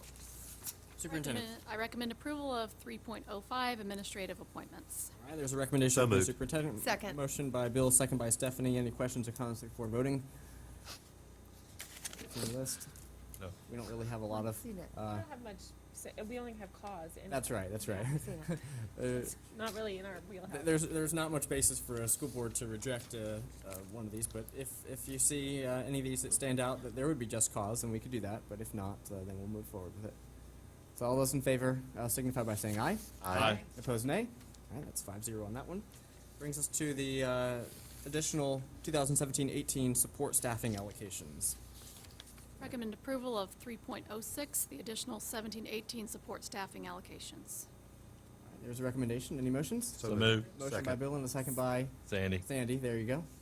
I just have one comment I'd like to make about this. So I see that there's 12 schools that are going to lose support positions because their enrollment's close, but having a couple different conversations over the last 2 weeks with my school administration, I know that every school has support positions that they would like and need and would argue that it would be able to continue to the work that's underway. So my only request is that when we look at the positions, I know we're coming together with the budget and we're looking at all of our priorities and we're looking at we've already allocated for schools so we can get going. Now we've done districts so we can get going. I would like to see a list of our 42 schools, what they have on our allocation formula, I know, but then what additional support staff they have, because Title I, they do support staff, they do different things with all sorts of different dollars, and then we're allocating additional support positions for some schools versus others. So it would be nice for me I would feel more comfortable approving these 12 support positions if I knew, in fact, they weren't already supporting themselves through other dollars. Does that make sense? I know some schools have multiple coaches and support systems in place, whereas others don't. I think it makes perfect sense, and I think that's a list I'd like to see too. Certainly, I've asked for that in the varies in from our school to past. school. But my understanding about this particular list is that isn't there something wacky with the enrollment projections where we're based some set of projections which seems to indicate some reductions. We don't believe there are actual reductions to take place. And so that's why we're saying we don't want to lose these positions because the enrollment's going to be there anyway, right? And looking at these, you've got a lot of schools that are close when you're looking at the additional. When it comes down to enrollment, you're looking at just a handful of kids that, in truth, it's all, and especially with all of the change that's going on with choice and all the different factors that come in. If they were close, that's where you're approving. So essentially, there's going to be dollars up to being close. And I haven't been part of you guys' committee for developing and working on the staffing formula, but it falls in with the ideas that you guys discuss within that, I'm sure, when you're working on that. Also, when we start talking about the class size and You didn't sorry. understand that last bit. I'm sorry. Keep going, you're good. Keep going, you're good, you're And good. when it comes down to the instructional allocations, that's when we'll get into the actual adjusted FTE and different changes that happen with that. Because a lot of people think enrollment equals FTE, and that's not necessarily the case. FTE doesn't just come out to one student equals one FTE. So that's why you see some additional support that comes on here. I can definitely get the documentation together as far as what each school, what level of support. And when you see additional on some of the schools that might not be close, it's because of some of the existing factors that are in those schools that require some additional support. And then you see some of them are funded through SAI dollars, and that's because they're trudging along and trying to get out of that status, but those positions are very important to them. And these positions here, these are ones that are currently in place this year. So we're just trying to restore the current year's staffing That is for next correct. year. You might see, I think there's one instructional dean, and that was a decision based on the number of self-contained classes within the school and the level of support they were requiring to support that currently. So that'll come into play also as we're looking at, our discussions on how do we manage those self-contained classrooms across the district also. So are there any other changes that weren't positions that were filled in the last year? Is it only the triangle position? I can go back and double check. Though I went through each one of these and I spoke directly with most of these principals and really looked hard at what their needs were. I believe that is the only one. There's a cross between what was given last year and then also what was being taken away for this year based on some projections. So you've got kind of a mix, but there's not a whole bunch of positions mixed in here, no, that are new. Now, have I gotten a lot of those requests? Yes, we've gotten requests for additional. They all need more support, which, I mean, we know we all want to support more, but it comes down to dollars and cents. So now that it's coming in and not being familiar with the particular school and the setting and the needs of each one, I've really tried to speed up that process of becoming familiar with the ones that were right in front of us, what you guys deemed necessary for last year and what we've looked at this year. So as those requests come in, I go out to the schools, I sit and I discuss their needs. I look at what their units are, what type of particular demographics they serve, and that'll be a cabinet decision that we look at, whether or not those are senior staff, and looking at, okay, what do we bring forth as extra support for those particular schools. And then, we've got a whole bunch of instructional allocations that request, but we know that's based on class size and legislation and dollars that are coming out. So some of those are on hold until we figure out exactly what's available there. And I will say that even some of my schools especially have said, hey, am I going to lose this or that or whatever? And some of it is the extra coaches that they have been allocated, and to help them get their grades and their everything up, and they're a little concerned about would they lose them and all. And I said, well, just call the superintendent. That's right, you tell them to call me. But yeah, I mean, that's a major concern, is because especially one was saying, previous years, we get get this help and support, and we get our students get up and start doing progress, and then the next year, that's ripped out from under us. And that's what they're afraid of, is as they start making progress, that, well, you're doing okay, we're going to take that and, away from you now. But they're, they need it, they said. So Particularly in the transition when you go from Title I to non-Title I, how much support do you then lose Exactly. there? And while you're just trying to make those strides. So I think that's where looking at the whole comprehensive list will help us really get a gauge of how can we distribute resources equitably and help some of these folks achieve that last hurdle that they're looking for. Once we have our budget, which if session ends this Friday, which is supposed to, we should begin to get a pretty good idea. And we're very, very concerned about the Title I bill that's out there right now, which could greatly impact our schools. So we're praying that there's some change this week with that. I did send that information up to our lobbyists and said, please, if this week, if there's anything that you can do, please focus on this one. So we need to do some heavy praying that something changes this week in regards to that bill. But a lot of what you're talking about, as he said, these are not new positions, they're current positions, and it wouldn't be our practice to take away things when things are working. We would continue to provide additional support, so hopefully we'll see that maybe we'll get a nice Christmas gift in May, June, and we'll be able to provide some additional supports that our schools so greatly need. So. Very good. Any other questions or comments? All right, ready to vote. All those in favor signify by saying aye. Aye. Opposed, nay. That one carries unanimously. That brings us to 3.07. It's a new job description. So I recommend approval of 3.07. This is a new job description for Lake Technical College, a Dean of Student Services that they'd like to add. There is no fiscal impact to the district. All right, there's a recommendation. moved. And a motion by Second. Bill and a second by Sandy. Any questions or comments before voting on this one? All right, then let's put it to a vote. All those in favor signify by saying aye. Aye.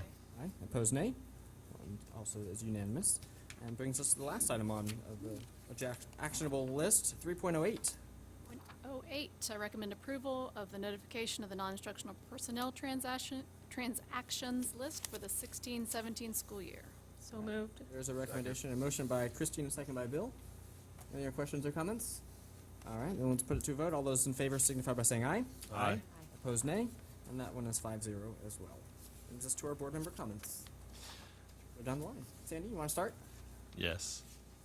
I'd just like to say, in regards to, we have a teacher, April Von Maxey, that's in the hospital.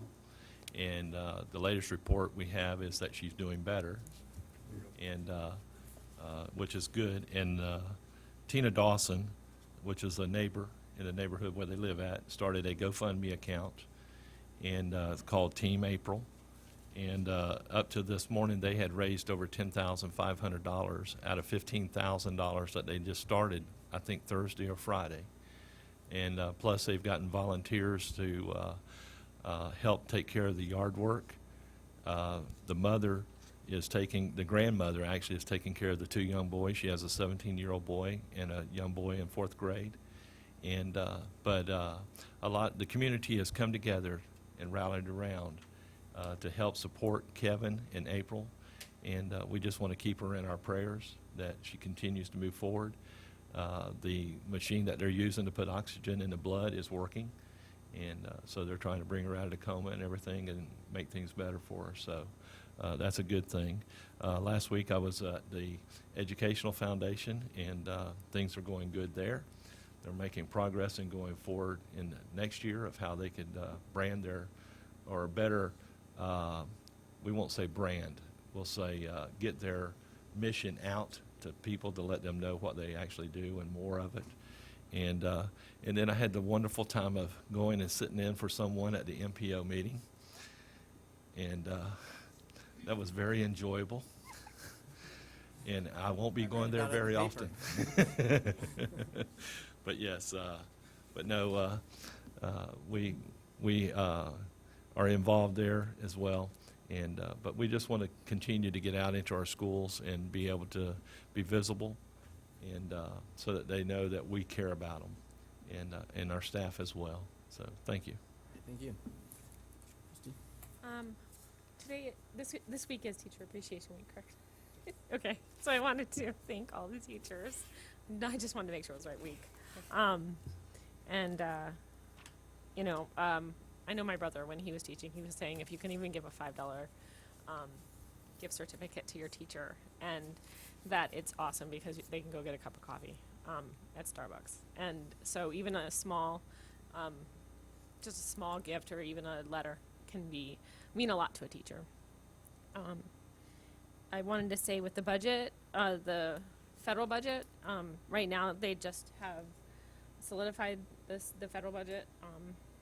Sorry, not federal, the state budget, which right now is giving us a 0.34% increase or $24 per student.